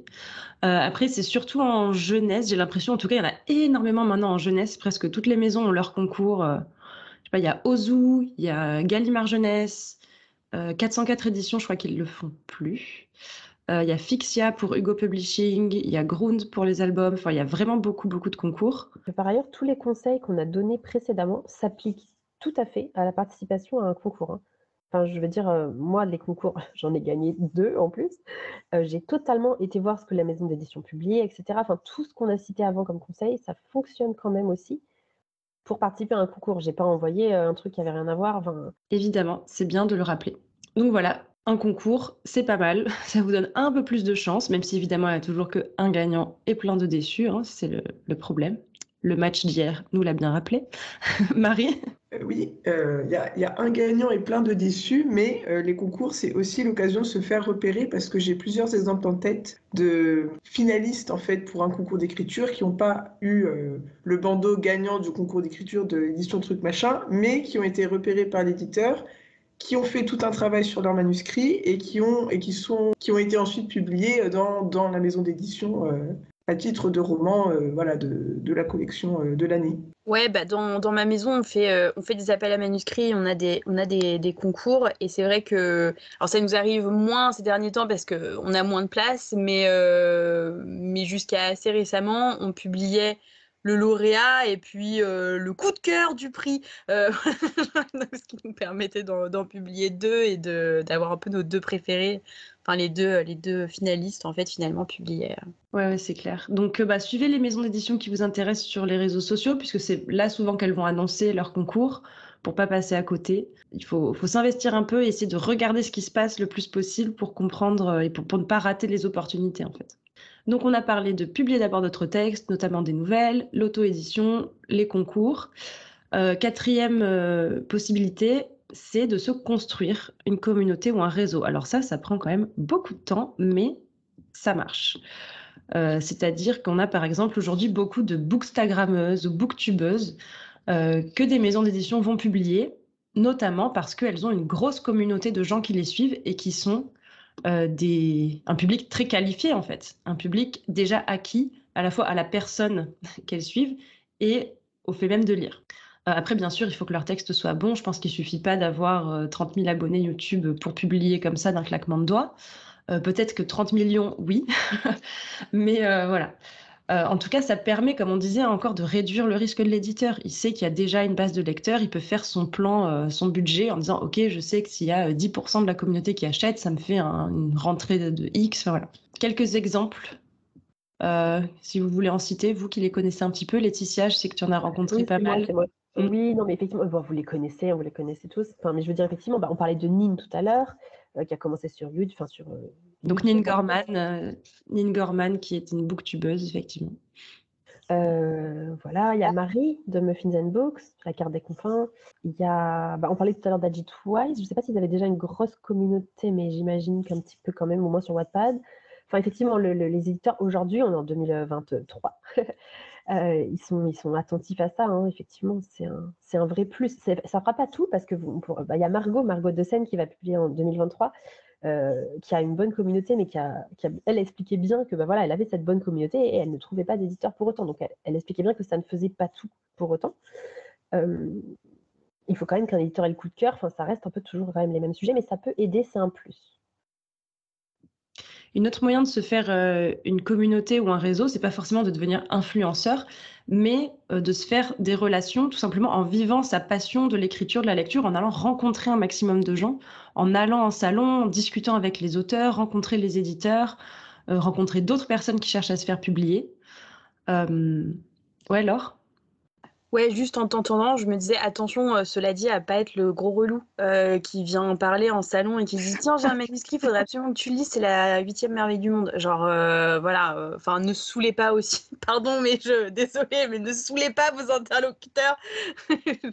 Allez-y, allez-y doucement. Non, alors effectivement, c'est une très bonne remarque. Quand je dis ça, c'est de se faire des vraies relations en vivant vraiment sa passion et pas sa passion d'être publié. De se faire des relations sincères, en fait, de se faire des connaissances, peut-être des amis, à force d'échanger des avis de lecture. Enfin, c'est comme ça que ça se fait aussi. Dire que si demain, mon éditeur me dit « Ah tiens, tu connais pas quelqu'un qui pourrait écrire dans ce genre-là » et que je pense à l'une de vous qui écrit pile ce genre de roman, ben, évidemment que je vais penser à vous parce que je vous connais et que vous n'êtes pas juste là depuis 10 ans à me tanner. Tu peux faire publier mon livre par ton éditeur et ton éditeur... Non, ça marche pas comme ça, en fait. Les relations sont pas juste intéressées. Laetitia? Oui, non, mais c'est ce que j'allais dire. J'allais dire sur la communauté, d'ailleurs, les gens que je citais et tous les autres, c'est une communauté sincère. Hein, de base, c'est juste des passionnés de littérature. De littérature, et je disais, on disait juste que c'était un avantage, mais c'est, comment dire, c'est effectivement pas, ils ont pas fait cette communauté pour être publiée. Enfin, vous voyez ce que je veux dire, c'est juste un double effet qui se coule. Totalement, et c'est énormément de travail, hein. C'est pas du jour au lendemain, c'est un autre circuit, un autre travail. Je pense que c'est possible, j'imagine, j'ai pas d'exemple en tête de quelqu'un qui se dirait tiens, je veux faire publier mon roman, mais je vais d'abord commencer par faire un compte Instagram où je parle de mes lectures, essayer de rassembler des gens et tout. Il faut vraiment voir hyper long terme. Je pense qu'il vaut mieux se faire une communauté d'autres auteurs, même voilà, qui cherchent à être publiés, parce que peut-être que dans le groupe, il y en a un qui va être publié, qui va mettre un pied dans la porte, qui va peut-être pouvoir vous faire passer, aller à des dédicaces, rencontre souvent dédicaces, il y a l'auteur, mais il y a aussi son éditeur. Enfin, ne serait-ce que déjà se renseigner, poser des questions, ça vous rend agréable aussi, effectivement, comme disait Laure, pas en étant le gros relou, mais en se montrant intéressé, tout simplement, juste curieux, ouvert. Tu voulais ajouter, Laure, d'ailleurs, quelque chose? Oui, en fait, c'était, globalement, évidemment, vous créez pas un compte en vous disant que vous allez être la nouvelle star de BookTube et que du coup, derrière, forcément, vous allez être publié. Enfin, voilà, comme tu disais, Laetitia, ce qui compte, c'est la passion et c'est de le faire avec envie. Mais au-delà de ça, je trouve que quand même, si on a envie d'être publié ou si on apprécie tout ça, je trouve qu'avoir un compte d'une façon ou d'une autre sur les réseaux sociaux, littéraires, c'est toujours une bonne chose. Et que même sans avoir une communauté énormissime, quand vous avez un quelque chose en fait sur Internet de visitable par l'éditeur, c'est toujours intéressant aussi et ça fait un peu pour lui aussi en fait ça peut lui montrer que vous êtes prêt à vous investir dans la communication autour de votre livre, que vous êtes un peu bankable, que vous êtes à l'aise aussi avec ces médias-là, que vous serez un bon ambassadeur du coup de votre roman. Potentiellement, si jamais vous avez publié, je sais pas, des petites vidéos retour de lecture, j'en sais rien, sur vos réseaux, ça montre aussi que vous êtes à l'aise à l'oral, que vous pouvez parler devant un commercial pendant une réunion, que vous serez à l'aise sur une signature. Enfin voilà, que vous saurez aussi mobiliser un réseau si jamais il y a une signature en librairie. Enfin voilà, c'est aussi des signaux positifs en fait à envoyer à l'éditeur. Oui, parce qu'il faut se rappeler que les éditeurs ne publient pas que des textes, ils publient surtout des auteurs. Et que ça compte énormément. Si vous êtes une mère humaine, il faut vraiment que votre texte soit du génie pur, que ce soit la perle du 21e siècle pour qu'on vous publie. Non, mais c'est vrai. L'éditeur, derrière, c'est un être humain et il ne veut pas avoir à se taper un relou. Sauf si, peut-être si Guillaume Musso, c'est un gros relou, on l'accepte parce qu'il vend beaucoup. Mais avant ça, c'est une rencontre qui se fait aussi. Petit aparté de la part de Chris qui est en train de monter l'épisode. En disant ça, je me rends compte que j'y ai pas pensé sur le moment, mais une rencontre, évidemment, ça va dans les deux sens. C'est-à-dire que tout n'est pas vertical, c'est pas que l'éditeur qui vous choisit et vous qui acceptez béatement et avec reconnaissance qu'il vous ait choisi, qu'il vous ait élu. La rencontre se fait aussi dans l'autre sens. Si en face vous avez une personne qui vous semble antipathique, chelou, vraiment peut-être manipulatrice, bref, s'il n'y a pas le feeling qui se passe, vous aussi vous choisissez votre éditeur. Vous n'êtes pas obligé de dire oui parce que en face on vous donne une opportunité d'être publié. Si votre texte plaît à un éditeur, il y a des chances qu'il plaise à d'autres, qu'il ait des qualités intrinsèques. Donc faites aussi attention à vous dans ce sens-là. L'éditeur, quand il reçoit un texte, il ne sait pas qui y a derrière. Enfin, du coup, j'ai un exemple un peu rigolo de Cassandre Lambert, quand elle a son éditrice qui l'a appelée pour la première fois, elle ne savait pas qu'elle avait 18 ou 19 ans. Enfin, et je me suis, il y a ce truc en fait, elle avait reçu le texte, elle avait trouvé, pile des manuscrits. Vous voyez comme quoi c'est vraiment des exemples qui arrivent. Super, coup de cœur sur le texte, elle l'appelle et à la fin, il a demandé excusez-moi, mais est-ce que je peux vous demander votre âge sans être indiscret parce qu'à la voix, elle s'est dit mais elle a quel âge en fait. Et elle savait pas du tout. Enfin, tu peux tomber sur un auteur relou et. Oui, mais en même je pense que ça dépend. Quand tu as un concours et que tu appelles quelqu'un pour dire votre roman va être publié, tu peux plus dire après ah finalement non, vous êtes vraiment trop chiant. Mais mais je parle pas par contre de il faut être un homme ou une femme, il faut avoir tel ou tel âge, il faut être de telle ou telle couleur. Ça, je pense honnêtement que beaucoup d'éditeurs s'en foutent, la plupart. Mais je parle vraiment de qualité humaine dans le sens, je sais par exemple l'éditeur des Forges de Vulcain, David Meulmans. Quand il a un manuscrit qui l'intéresse et qu'il a envie de publier, d'abord il prend le temps de rencontrer l'auteur et ensuite seulement il dit oui ou non pour le texte. Pour voir s'il y a des affinités en fait dans les références, dans l'état d'esprit, pour voir, parce qu'il veut prendre cet auteur, puis après il veut le suivre, il veut le garder dans la maison. Donc il veut qu'il s'intègre à un catalogue, à un pool d'auteurs aussi, qui forme un peu une communauté. Et donc il va pas publier n'importe qui dans ce sens-là. Après, si c'est une jeune fille de 18 ans, très bien. Je pense que quand même cette approche très particulière de rencontrer l'auteur absolument pour checker si le feeling est bon est peut-être quand même très est une chose très particulière de cet éditeur-là. Je ne sais pas si tout le monde le fait et on parlait tout à l'heure de démarches qui sont un petit peu plus commerciales. Je pense que des fois, c'est quand même davantage des arguments commerciaux que cette relation. Et si l'auteur est sympa et que ça se passe bien, tant mieux, tu vois, voilà. Et c'est vrai, je voulais rebondir à ce que tu disais, Laetitia, du coup, juste après ce que j'ai dit tout à l'heure. C'est vrai que peut-être aussi que globalement, savoir qui est l'auteur et s'il est présent sur les réseaux et tous ces trucs-là, et peut-être ça vient quand même en étape 2. D'abord, il y a eu le texte, mais ça peut être un petit plus si on a kiffé le texte, mais on ne sait pas trop, si les avis ne sont pas complètement unanime ou si quelqu'un aime bien mais se pose un peu la question, dans la fiche, je sais pas, dans la fiche de lecture, j'en sais rien, autour du livre, peut-être que la personne du coup va aller chercher un peu qui est cette personne sur les réseaux et que ça va être un argument en plus positif en faveur du texte. Mais c'est peut-être en effet secondaire voilà, à la lecture du texte. Dans le même ordre d'idée, conseil suivant, c'est de mettre en avant vos autres réseaux ou vos atouts. En fait, j'ai eu 2 exemples récemment d'écrivaines qui espèrent se faire publier. Une qui était une ex-copine de prépa et une qui m'a juste écrit sur Instagram, elle se reconnaîtra peut-être.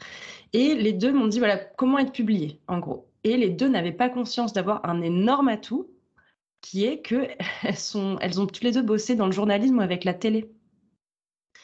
Et je leur ai dit, mais tu te rends compte du réseau que tu as? Toi, tu as bossé à la télé, si tu veux faire passer ton livre à ton pote qui bosse à côté de la grande librairie, tu peux. Si tu connais des gens qui font des plateaux télé, qui font des JT, s'il y a une rubrique littérature, tu peux y passer parce que ça se fait aussi comme ça. Hein. Tu connais la personne, tu sais que tu peux l'appeler, tu es dispo ce soir pour le plateau, oui, tu sais que la personne présente bien, donc ça marche comme ça aussi. L'autre personne, pareil, avait bossé avec des très très grands noms de la télévision. En plus, une personne qui est publiée dans une grande maison, il dit oui, mais j'ose pas, c'est quelqu'un de célèbre, je le connais, mais j'ai peur que ça fasse intéresser, j'ai peur que ça fasse, je m'accroche, je viens un peu à tes crochets, et je comprends, moi-même à ta place, j'aurais énormément de mal à le faire, mais je l'ai encouragée à y aller parce qu'elle connaît cette personne, ça fait des années qu'elle la côtoie de manière non intéressée, et je pense qu'en face, l'autre sera juste hyper content de l'aider s'il peut. Alors évidemment, ce n'est pas possible pour tout le monde. Moi-même, dans mon entourage, je n'ai pas de journalistes ou de personnes qui travaillent à la télévision. Mais je pense que essayer de faire la liste de tous les gens qu'on connaît et de voir un peu, pas juste quel est leur métier, mais qui ils connaissent, dans quel milieu ils sont, ils vivent. Et peut-être qu'on peut découvrir, je pense, des réseaux un peu insoupçonnés. Des trucs bêtes de machin qui connaît... une personne qui organise un festival culturel dans telle ville du Poitou-Charentes, mais peut-être que dans ce festival culturel, il y a des personnes qui, on ne sait jamais. Après, évidemment, encore une fois, c'est pas possible pour tout le monde. On peut avoir 0 réseau. J'en connais quelque chose. Conseil suivant, se renseigner sur le fonctionnement du monde de l'édition.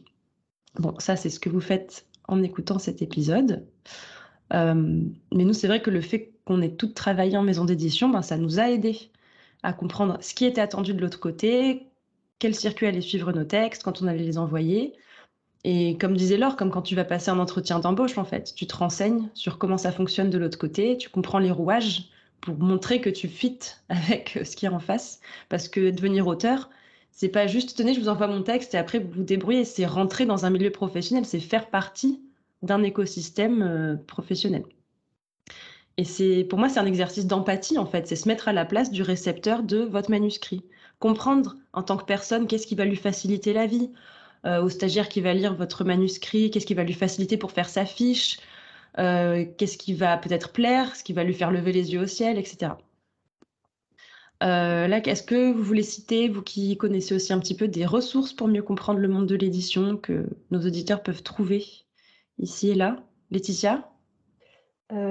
Oui, tout simplement. Alors, vous pouvez aller suivre les comptes en jeunesse de la charte des auteurs et illustrateurs jeunesse.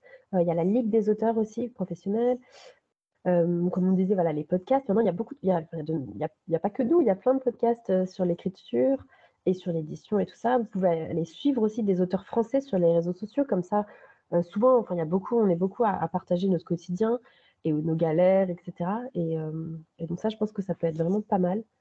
Je ne sais pas si vous pensez à d'autres ressources. Oui, moi je pensais au Grimoire galactique des grenouilles qui est fait par le site Cocyclix. En fait, c'est un guide de tous les éditeurs de l'imaginaire, si vous écrivez en imaginaire, qui recense absolument tout, des grosses maisons aux petites éditions. Et en fait, la particularité de ce guide-là, c'est que les bénévoles ont été voir directement les éditeurs pour voir vraiment de première main quelles sont leurs attentes, quelle est leur ligne, combien ils publient chaque année, quelle est la proportion d'auteurs français, auteurs étrangers qui publient. Donc comme c'est un grimoire bénévole, je ne crois pas qu'il est publié tous les ans. Je regarde vite fait, là, la dernière édition date de 2019, mais ça reste quelque chose qui est intéressant. Moi, je l'avais acheté à un moment pour justement me renseigner là-dessus. Et de manière générale, le site Cocyclix, c'est aussi très intéressant si vous voulez vous tenir au courant de tous les appels à texte dans le milieu science-fiction, fantasy, imaginaire. Autre conseil qui va peut-être tomber sous le sens, mais c'est d'envoyer le meilleur texte possible. Moi, on m'a souvent demandé, par exemple, mais moi, je fais quand même pas mal de fautes, mais est-ce que c'est grave? Est-ce que l'éditeur, derrière, il va passer outre les fautes? Et de toute façon, c'est son job de prendre un texte qui n'est pas très abouti et d'en voir le potentiel. Dans un monde idéal, je dirais oui. Dites-moi les filles si je me trompe, mais je pense que l'éditeur a de moins en moins le temps de prendre en charge des manuscrits peu aboutis pour les emmener plus loin et qu'il va quand même préférer prendre des textes qui sont quasiment publiables tels quels. Je sais pas, moi je trouve que, personnellement, si j'envoyais une lettre de motivation, je voudrais pas qu'elle soit pleine de fautes. Voilà. Et je pense que pour un roman, je trouve que c'est aussi un peu tu parlais de se mettre à la place de l'éditeur. Ben, c'est aussi, je trouve, faire preuve d'une certaine forme de respect vis-à-vis de l'éditeur, que le texte soit... il peut y avoir une faute par-ci par-là, mais que quand même, globalement, il soit pas bourré de fautes. Je trouve que c'est un peu se tirer une balle dans le pied pour un truc... Oui, idéalement, le texte, s'il est publiable en l'état, tant mieux. Après, je pense qu'il y a encore quand même de l'espace pour du travail avec l'éditeur. Mais voilà, les fautes d'orthographe ou ce genre de trucs, je pense que... Mais moi, ce que je réponds en général aux personnes qui me disent ça, c'est oui, essaye de les enlever au maximum. S'il y a des coquilles de temps en temps, c'est pas très grave. Par contre, si ça dénote une mauvaise maîtrise de la langue, que tu utilises un mot pour un autre, que tu sais pas conjuguer un verbe, c'est plus gênant. Parce que derrière, ça veut dire que tu maîtrises pas la langue dans laquelle tu écris. Et donc, ça veut dire que même si le livre est bien, peut-être que c'est un coup de chance et que si on te demande de retravailler, tu sauras pas le faire. Parce que tu maîtrises pas bien le matériau même de base, quoi. Alors après, il y a des auteurs dyslexiques, il y a des auteurs qui font plein de fautes et tout. Du coup, le conseil, ce serait, si vous êtes dans ce cas-là, faites-vous relire par quelqu'un, même si c'est juste une relecture, du coup, orthographique, en fait. Après, évidemment, on fait tous des fautes et les bouquins, après, passent par des correcteurs professionnels et tout. Mais c'est vrai que pour un envoi, si vous savez que vous faites des fautes, faites relire, même, voilà, comme je vous dis, même si c'est quelqu'un, votre mère, enfin... pas forcément une bêta lecture, mais vraiment juste quelqu'un à qui vous dites ah toi je sais que tu fais pas de fautes, est-ce que tu peux juste me corriger mes fautes d'accord et tout ça. Ouais, complètement. Oui, n'allez pas commencer à payer un correcteur professionnel avant même que votre texte soit publié, hein. Ça aussi, sauf si vraiment vous avez l'argent et que ça vous fait plaisir. Mais ce que je veux dire, c'est que juste une lecture, effectivement, par quelqu'un de votre entourage qui sait, qui a les notions de l'orthographe, peut suffire parce qu'effectivement, il y a les services après en interne. L'orthographe n'est pas le truc principal que va regarder un éditeur. Comme disait Laure, il faut éviter de se tirer une balle dans le pied, mais c'est pas le critère essentiel, quoi. Non, je voulais dire, aujourd'hui, on a tous les outils informatiques en plus pour nous aider à ça, quoi. Donc vraiment, même si c'est qu'un petit coup d'antidote ou un petit coup même juste de correcteur Word, faut prendre le temps de le faire. C'est trop dommage de pas le faire en fait, parce que si le texte, il y a trop de fautes dedans et que ça le rend peu lisible, c'est clair qu'il ira pas loin dans la chaîne de lecture. Voilà. Laure ? En plus, il y a quand même des chances, je veux dire, voilà, les éditeurs, c'est un peu une déformation professionnelle aussi, de pointer les corrections, etc. Et du coup, potentiellement, ça peut le rendre fou au bout de trois fautes. Donc, c'est un peu dommage, quoi. Et dans l'idée de se faire relire aussi par des bêta-lecteurs qui soient vraiment constructifs pour améliorer votre texte. De ne pas vous dire l'éditeur, ce sera la première personne qui lira mon manuscrit, il n'a jamais été lu par personne. Il y a des chances, du coup, qu'il y ait beaucoup de défauts qui soient facilement corrigeables et que vous n'ayez corrigibles, pardon, je sais pas, et que vous n'ayez pas vu. Vous voyez, nous aussi, on fait des fautes.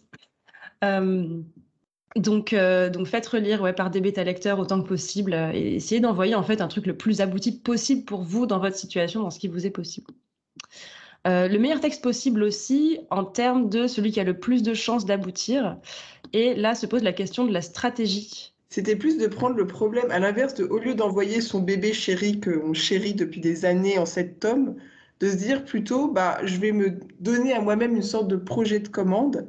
Et par exemple, je vais l'envoyer à ce concours d'écriture. Et comme ça, je mets un peu plus de chance de mon côté pour tenir la deadline du projet, pour réussir à écrire quelque chose qui me paraît plus faisable. Parce que quand c'est un texte qu'on aime, on a tendance à mettre beaucoup d'affect et beaucoup de pression là-dessus. Et en fait, j'ai proposé cette piste-là parce que moi, c'est ce que j'ai fait. Et finalement, c'est un peu ce que Laetitia a fait aussi. De ne pas, oui, ce que tu veux dire, je pense, c'est ça fait des années que tu bosses sur un texte. Tu te dis, ça va être une série en 7 tomes, ça va être le chef-d'œuvre de ma vie. Et oui, effectivement, tu risques d'envoyer un texte que tu n'as pas envie vraiment de corriger ou qui ne va pas rentrer dans la ligne éditoriale ou qui va Qui pas va rentrer dans le thème du fou à écrire, qui te paraît beaucoup trop long et qui, pour l'éditeur, paraît aussi. Parce qu'il y a beaucoup d'auteurs qui veulent, qui commencent avec une trilogie ou plus. Et je vais pas les blâmer, moi j'ai fait la même chose 2 fois, donc voilà.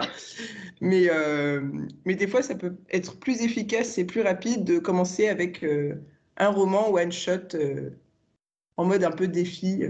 Ouais, et d'ailleurs là-dessus, pareil, vous avez été plusieurs à me demander sur Instagram. Enfin, en tout cas, j'ai l'impression à ne pas avoir eu conscience que si vous avez un premier tome de série, ce n'est pas forcément un bon point pour l'éditeur en face. Je me rappelle d'une conversation que j'ai eue avec l'une d'entre vous sur Instagram, l'une de nos auditrices, et qui me disait, mais ah bon, moi je pensais que le fait de dire qu'il y avait plusieurs tomes de prévus derrière, c'était un bon point parce qu'au moins si ça marche, eh ben, il y en a encore derrière, il y en a, il y en a en rab. Et non, ce que j'ai répondu, c'est qu'en fait, encore une fois, c'est un risque financier pour l'éditeur, un risque énorme. Ça, Laure, je pense que tu as un truc à dire là-dessus, non, sur le fait que les séries, c'est un risque. Vas-y. Ouais, bah c'est vrai que oui, alors si ça marche, il y en aura derrière et c'est super. Mais comme tu disais, en fait, c'est un risque et en vrai, il y a quand même de fortes chances. Encore une fois, on vous connaît pas, il y a pas de, il y a rien qui nous assure que vraiment derrière ça va vraiment fonctionner. Et un premier roman, enfin là, du coup, je vais dire un truc déprimant peut-être, mais vraiment, un premier roman, c'est rare qu'il arrive non plus à des, enfin, qu'il arrive vraiment à des chiffres de vente mirobolants. Et entre un tome 1 et un tome 2, il y a de la perte.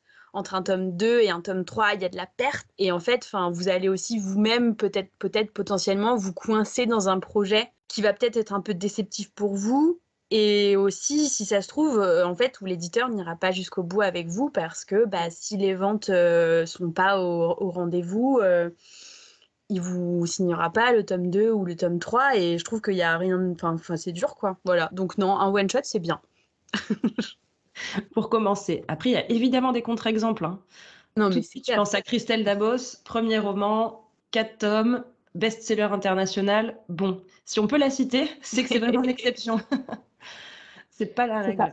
Agi Twice, ils veulent en faire 7, je crois. Enfin, voilà, c'est les exceptions, mais effectivement, c'est. Mais à chaque fois, j'ai envie de vous dire, pour les 2 cas de figure, Christelle Dabos, c'était un concours. Donc, elle a quand même répondu à un appel à texte où il y avait des règles avec un éditeur qui cherchait un texte dans ce genre-là. Et Agi Twice, ils avaient leur énorme communauté qui les soutenait depuis maintenant des mois sur Wattpad. Et donc, il y avait pour l'éditeur, donc pour Hachette en l'occurrence, la certitude d'avoir des lecteurs qui allaient acheter le roman en librairie ou au moins un pourcentage de ces lecteurs sur Internet qui allaient acheter le roman en librairie. Donc, oui, c'est des succès super fantastique, mirobolant, et franchement, je suis ravie pour ces auteurs, mais c'est pas sur la base de rien, quoi. On voit se dessiner derrière des schémas qu'on a évoqués tout au long de l'épisode. Donc voilà, notre conseil, ce serait soit, comme disait Marie, mettez de côté votre série chouchoute pour quand vous serez déjà publié. Essayez peut-être d'abord de faire un premier roman peut-être plus court, plus facile à écrire, avec peut-être un peu moins d'affect que cette espèce d'œuvre de votre vie, ou en tout cas qui tient tout seul, un one-shot. Ou, si vous voulez vraiment faire publier cette série-là, peut-être un premier tome qui se tient tout seul. Et de ne pas dire à l'éditeur, c'est une série en 7 tomes. Mais ensuite, si ça lui plaît, lui dire ça te plaît, sache que si jamais ça marche, j'en ai sous la pédale. Sachant qu'en plus, moi personnellement, pour tous mes one-shots, mes éditeurs m'ont demandé si si j'envisageais une suite. Enfin, j'en ai 2, tout. Genre, voilà, mais j'ai quand même les 2, à chaque fois, les deux éditeurs m'ont demandé si j'envisageais une suite. Donc en plus, je pense que vous avez tout à y gagner à faire une fin un tome qui se tient. Et si, en fait, vous avez d'autres idées pour la suite, ça sera a priori bien accueilli une fois que le roman est lancé dans la maison, quoi. Et dernière chose, soignez l'envoi de votre texte, donc ce dont on parle depuis le début, les fameux à côté. Donc d'abord, la ligne éditoriale de chaque maison, ne pas tout envoyer à n'importe qui. Laure, tu voulais parler de la frustration côté éditeur? Oui, non, mais en même temps, c'est ce qu'on avait déjà dit, mais c'est vrai que voilà, je trouve qu'il n'y a rien de plus frustrant. Moi, encore une fois, je ne suis pas du côté édito, je suis du côté com market, mais en l'occurrence, il fut un temps où les appels à manuscrits de ma maison passaient par le service marketing parce que c'était un peu un truc de communication globalement autour de la maison, en fait, ces appels à manuscrits. Donc je faisais un peu, je recevais les manuscrits, je disais votre manuscrit est bien reçu et en gros derrière j'envoyais à l'édito qui envoyait à des gens qui faisaient les fiches de lecture. Donc voilà pour vous donner un peu le circuit, mais je voyais passer les trucs. Et franchement sur les manuscrits qu'on recevait, il y en avait. Enfin, je me disais vraiment, il y en a, ils ont vu la lumière, quoi, et ils sont venus avec leur manuscrit, mais c'est nul et non avenu, ça n'a absolument rien à foutre là. Et c'est dommage, en fait. Enfin, pourquoi faire ça? Enfin, c'est évident que ça n'aboutira pas. Et c'est un peu, c'est du temps perdu un peu pour tout le monde, quoi. Alors, comment on fait en tant qu'auteur pour savoir quelle est la ligne éditoriale d'une maison? Parce que c'est un concept qui est parfois quand même assez vague. Il y a des maisons qui ont un onglet notre ligne éditos, et quasiment toutes les maisons vont avoir manuscrit pour nous envoyer. Allez-y, c'est ici, avec des règles qu'il faut suivre. Des règles, est-ce que c'est en numérique ou en papier? La mise en page du manuscrit, la police, l'interligne, les marges. La première page, est-ce qu'il faut qu'il y ait votre nom, le numéro de page? Enfin, vraiment, suivez ça, mais à la lettre. Vraiment, mettez toutes les chances de votre côté. Et s'il faut faire 8 ou 15 mises en page différentes de votre manuscrit pour l'envoyer à 8 ou 15 maisons, faites-le. Mais certaines vont dire voilà ce qu'on attend en termes plus de contenu, de ligne éditoriale, et d'autres ne vont pas vraiment l'exprimer de manière très formelle. Alors les filles, pour vous, comment est-ce qu'on fait? On va vraiment regarder le site internet de la maison et on va regarder dans les différents onglets du catalogue ce qu'ils ont. Alors là, de nouveau, j'enfonce une porte ouverte, mais n'envoyez pas de la poésie à un éditeur où il n'y a pas de poésie, quoi. Enfin, voilà, il y a des trucs de genre qui sont assez facilement repérables. Si vous écrivez dans une littérature de genre, si l'éditeur en fait pas ou très peu, c'est pas forcément le bon endroit où aller. Et après, pour les trucs plus vagues, c'est un peu de regarder ce qui a déjà été publié et si ça semble à peu près cohérent avec votre texte. C'est vrai qu'il y a des trucs assez évidents, comme tu dis, de genre, bon, ils font du polar, moi je fais de la poésie, c'est pas la peine. Mais il y a des trucs des fois un peu plus subtils. Par exemple, c'est un éditeur de fantasy, je fais de la fantasy, mais ça rentre quand même pas dans la ligne. Non, ce que je voulais dire, c'était, ça va dans votre sens à toutes les deux, c'était que si vous êtes auteur, vous êtes forcément aussi lecteur.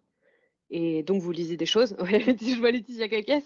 Et généralement, ce que vous lisez, c'est ce que vous écrivez. Et donc, du coup, regardez tout simplement sur vos étagères les noms des maisons d'édition que vous lisez. Et dites-vous, en fait, voilà, allez voir le site internet, comme dit Laure, et envoyez à ces gens-là, en fait, parce que c'est eux avec qui vous êtes en résonance. Non, mais tu as tout à fait raison. Pour à nouveau citer David Meulmans, sa maison aux Forges de Vulcain, c'est un éditeur que j'aime beaucoup. Vous pouvez d'ailleurs aller le suivre sur Facebook. Il fait souvent des posts assez détaillés et longs sur ses réflexions sur le monde de l'édition qui sont hyper intéressants.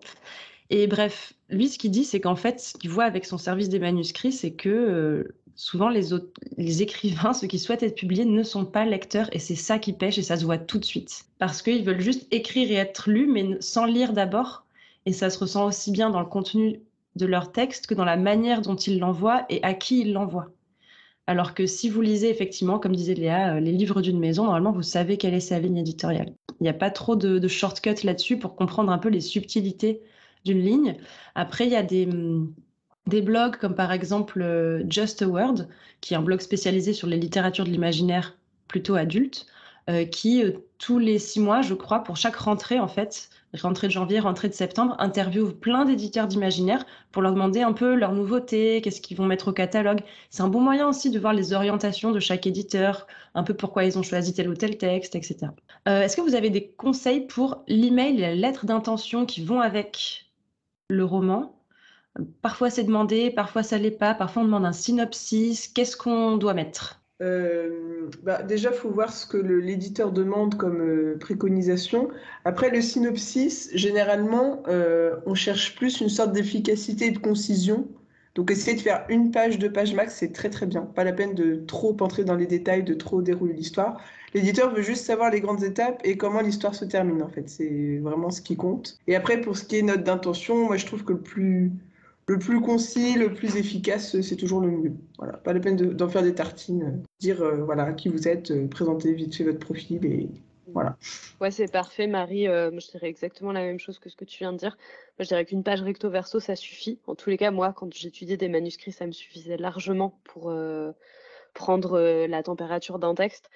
Sur un recto, une présentation de l'auteur, un résumé et une mini-lettre d'intention avec des arguments qui vont être peut-être un peu plus analytiques sur le texte qu'on vient d'écrire. Et c'est là où c'est important d'avoir une bonne intelligence des tendances de la maison d'édition à laquelle on envoie et de son propre texte. Par exemple, on va pouvoir écrire des choses, mon roman, c'est, j'en sais rien, Star Wars qui rencontre la petite maison dans la prairie. Enfin, là, je name drop des trucs qui n'ont aucun rapport les uns avec les autres, mais juste cette espèce de choses clichés. Là, ça va être intéressant parce que l'éditeur, il va se dire, ah oui, ok, d'accord, c'est tel univers de tel truc qui a eu un gros succès et tel autre univers. Ok, ensemble, ça pourrait donner ça. Et donc, le roman là qu'on me propose, c'est la rencontre entre ces deux univers. J'ai direct une image mentale qui va se construire. Et au verso, donc un recto avec ça et un verso avec exactement ce que Marie vient de dire, le synopsis, jusqu'au bout avec la fin dedans, parce que l'éditeur, il veut pas de suspense, l'éditeur, il veut savoir ce qui se passe dans votre texte de A à Z, où ça va, et après, hop, le texte. Et ça, c'est tout, ça suffit en fait, ça suffit. Vraiment, je pense. C'est vrai que la lettre d'intention, c'est un exercice très très compliqué parce qu'on se demande, mais l'intention de quoi? Quelle intention? L'intention de j'avais envie d'écrire, l'intention de c'est pour ma grand-mère, l'intention de j'étais en dépression, ça m'a permis de m'en sortir. Est-ce qu'on peut préciser ce que c'est de la lettre d'intention? L'intention de quoi? Moi, je dirais que c'est un peu les thèmes, en fait, de qu'est-ce que, en tant qu'auteur, tu as voulu raconter dans ton histoire. C'est quoi les thèmes importants? C'est quoi Je me souviens que je l'avais un tout petit peu mis, moi, dans le dossier pour la Martinière. J'avais un tout petit peu mis un truc comme ça avec le synopsis. J'avais mis vraiment une phrase. C'est un peu la prémisse de Troubi. Enfin, c'est un peu de qu'est-ce que vous avez voulu dire, quoi. Oui, alors je pense qu'il y a plein de façons d'écrire une lettre d'intention. Moi, je la vois vraiment un peu comme une sorte d'argumentaire.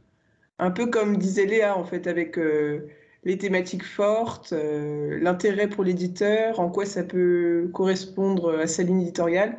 Plus parler de la ligne éditoriale que parler de soi, je pense. Sauf si vraiment ça, c'est une répercussion importante, par exemple, si on écrit sur un deuil, sur une maladie particulière. Ouais, après, il faut la jouer un peu humble, c'est-à-dire que moi, je fais partie d'une association où on lead beaucoup de manuscrits pour faire des retours gratuits aux auteurs. Et on voit parfois passer des lettres d'intention. Mais moi, je pense que ce que j'ai écrit, c'est le meilleur truc, en fait, parce que voilà, pour telle et telle raison, ça va être un succès. Et ça, je pense que l'éditeur, ça le fait plus hurler de rire qu'autre chose. Léa? C'est beau cette confiance. Non, mais c'est beau cette confiance. Moi, j'aimerais bien me lever tous les matins et me dire, j'écris un chef-d'œuvre là, c'est sûr et tout. Mais je pense que on parlait, ça me fait penser à la fine frontière entre être un gros relou qui va harceler les éditeurs en festival et se créer un réseau. En fait, là, c'est la même chose. Ce qu'il faut montrer, c'est qu'on est pertinent et qu'on est intelligent par rapport à ce qu'on vient d'écrire, en fait. Et pas juste dire ce que je viens de faire, c'est génial parce que c'est génial et que je suis le plus fort et que ça va forcément se vendre à des millions d'exemplaires parce que c'est une dystopie et qu'il y a des dystopies qui sont vendues à des millions d'exemplaires. Non, là, clairement, ça, c'est pas quelque chose de pertinent et d'intelligent par rapport au texte. Il va vraiment falloir se dire, ok, moi, ce que j'ai cherché à raconter, les thèmes que j'ai cherché à tisser dans mon histoire, c'est ça. Je pense que ça peut avoir une résonance avec ce que vous publiez actuellement pour telle et telle et telle raison. Et je pense que ça peut avoir une résonance avec le public cible pour lequel j'ai pensé écrire, qui est potentiellement, j'en sais rien, celui des 12-16 ans ou celui des lecteurs de Blanche ou celui des lecteurs de Polar, etc. Et là, l'éditeur, il va se dire, ah ouais, ok, donc il a écrit, enfin en gros, il a écrit ou il a fini d'écrire en se disant, effectivement, il y a un public pour mon roman, et c'est plus ou moins à celui-là que j'ai adressé le roman. Je dis des trucs du monde dans lequel on vit qui vont intéresser mes lecteurs et j'ai conscience des thèmes et du tissu que j'ai cherché à broder dans mon roman et je serai capable de parler de ça auprès d'autres gens, quoi. Et ça montre de l'intelligence et de la pertinence. Et moi, je pense, en tous les cas, moi, ce que je recherche dans ces lettres d'intention, c'est ça. C'est cette forme d'intelligence, quoi. Bah, tout simplement, en fait, si j'imagine que toi, c'est le premier truc que tu lis du coup au service des manuscrits avant même de te pencher sur le texte. Et du coup, si déjà ça, tu te dis, ah, cette personne a oublié d'être bête. Et tiens, c'est intéressant, bah, t'as envie de lire le texte derrière et tu te dis, enfin voilà, tu pars encore une fois sur des bonnes dispositions et franchement, c'est hyper important vu toutes les difficultés qu'on a largement mentionnées dans cet épisode. Dernier conseil, on a envoyé le manuscrit, on attend un retour, le retour ne vient pas. qu'est-ce qu'on fait? Est-ce qu'on relance? Au bout de combien de temps? Quels sont les délais habituels? Est-ce que vous avez des réponses là-dessus? La seule chose que je peux vous dire, c'est que si vous avez une lettre dans votre boîte aux lettres, normalement, c'est mauvais signe. Si l'éditeur veut vous publier, il vous passe un coup de fil. Donc, ne faites pas comme moi, répondez même si c'est un numéro inconnu.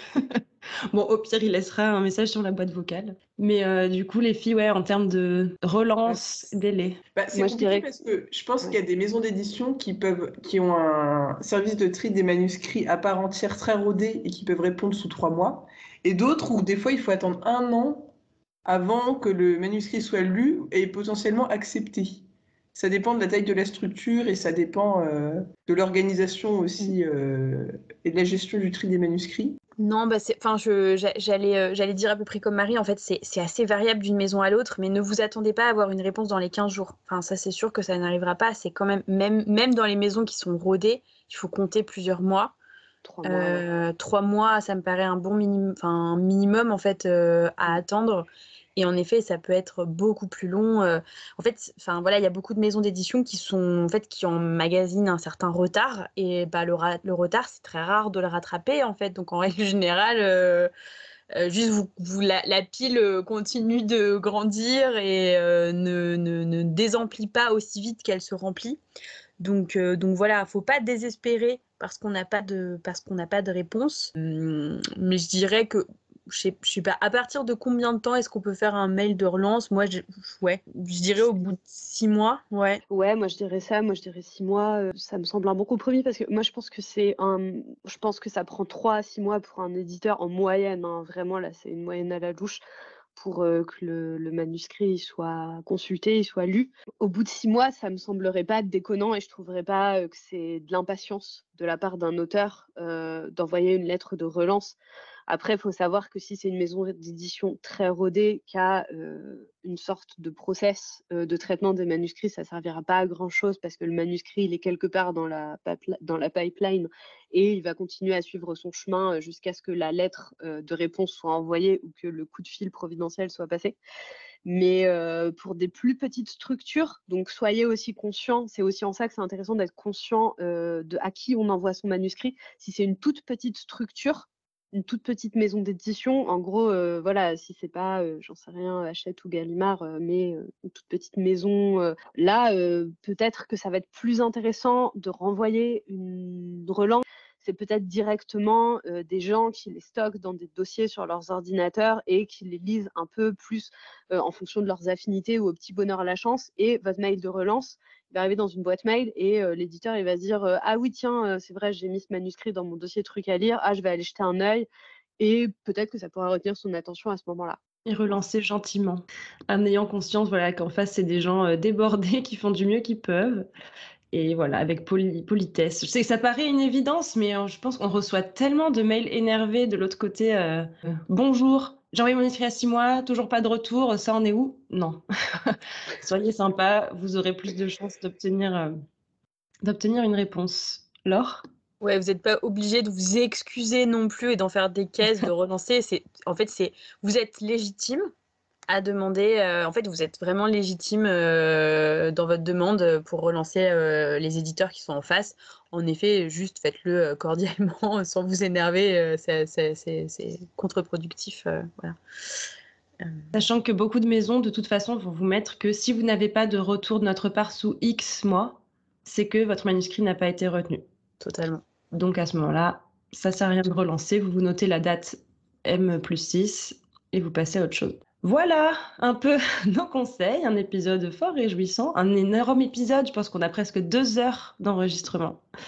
Écoutez, si vous l'écoutez le 1er janvier, ça vous aura occupé votre journée apathique et léthargique du 1er janvier. En tout cas, merci d'avoir commencé l'année avec nous, ça nous fait hyper plaisir. On espère que vous serez encore au rendez-vous pour l'année 2023. On se retrouve très bientôt. Ah, le mot de l'épisode. Qu'est-ce qu'on met? La petite maison dans la prairie. Alors ça, c'est une phrase, quasiment. C'est un groupe nominal. Je cherche Voilà, on demande aux gens de faire des associations d'idées comme ça. J'y ai pensé, mais c'est quand même complexe. C'est compliqué. On a buté sur un mot tout à l'heure, on savait plus quel était c'était quoi déjà? Incorrigible. Ah ouais, c'était pas mal ça. Corrigible ou corrigeable. Incorrigible. Vous choisissez votre version. Corrigible ou corrigeable? Vous pouvez inventer Je d'autres pense que- corrigibles, corrigitifs, vous inventez ce que vous voulez. Et puis vous le mettez dans votre commentaire pour nous signifier que vous nous avez écoutés jusqu'au bout, donc pendant presque 2 heures. Merci beaucoup Bravo à pour cette vous. fidélité. Bravo à vous de nous avoir supporté avec nos voix dégueulasses de meufs malades, de vieilles meufs, comme dirait. Vieille meuf. En tout cas, vous voyez, c'est difficile, mais c'est pas impossible. On en est la Oui. preuve vivante. On vous souhaite force, honneur et courage dans ce projet de publication. C'est pas évident, mais franchement, ça vaut le coup de persévérer. On vous embrasse et on vous retrouve donc très bientôt pour la 10e réunion du club où on discute d'écriture sans filtre. Salut Salut. Et bonne année. et bonne année!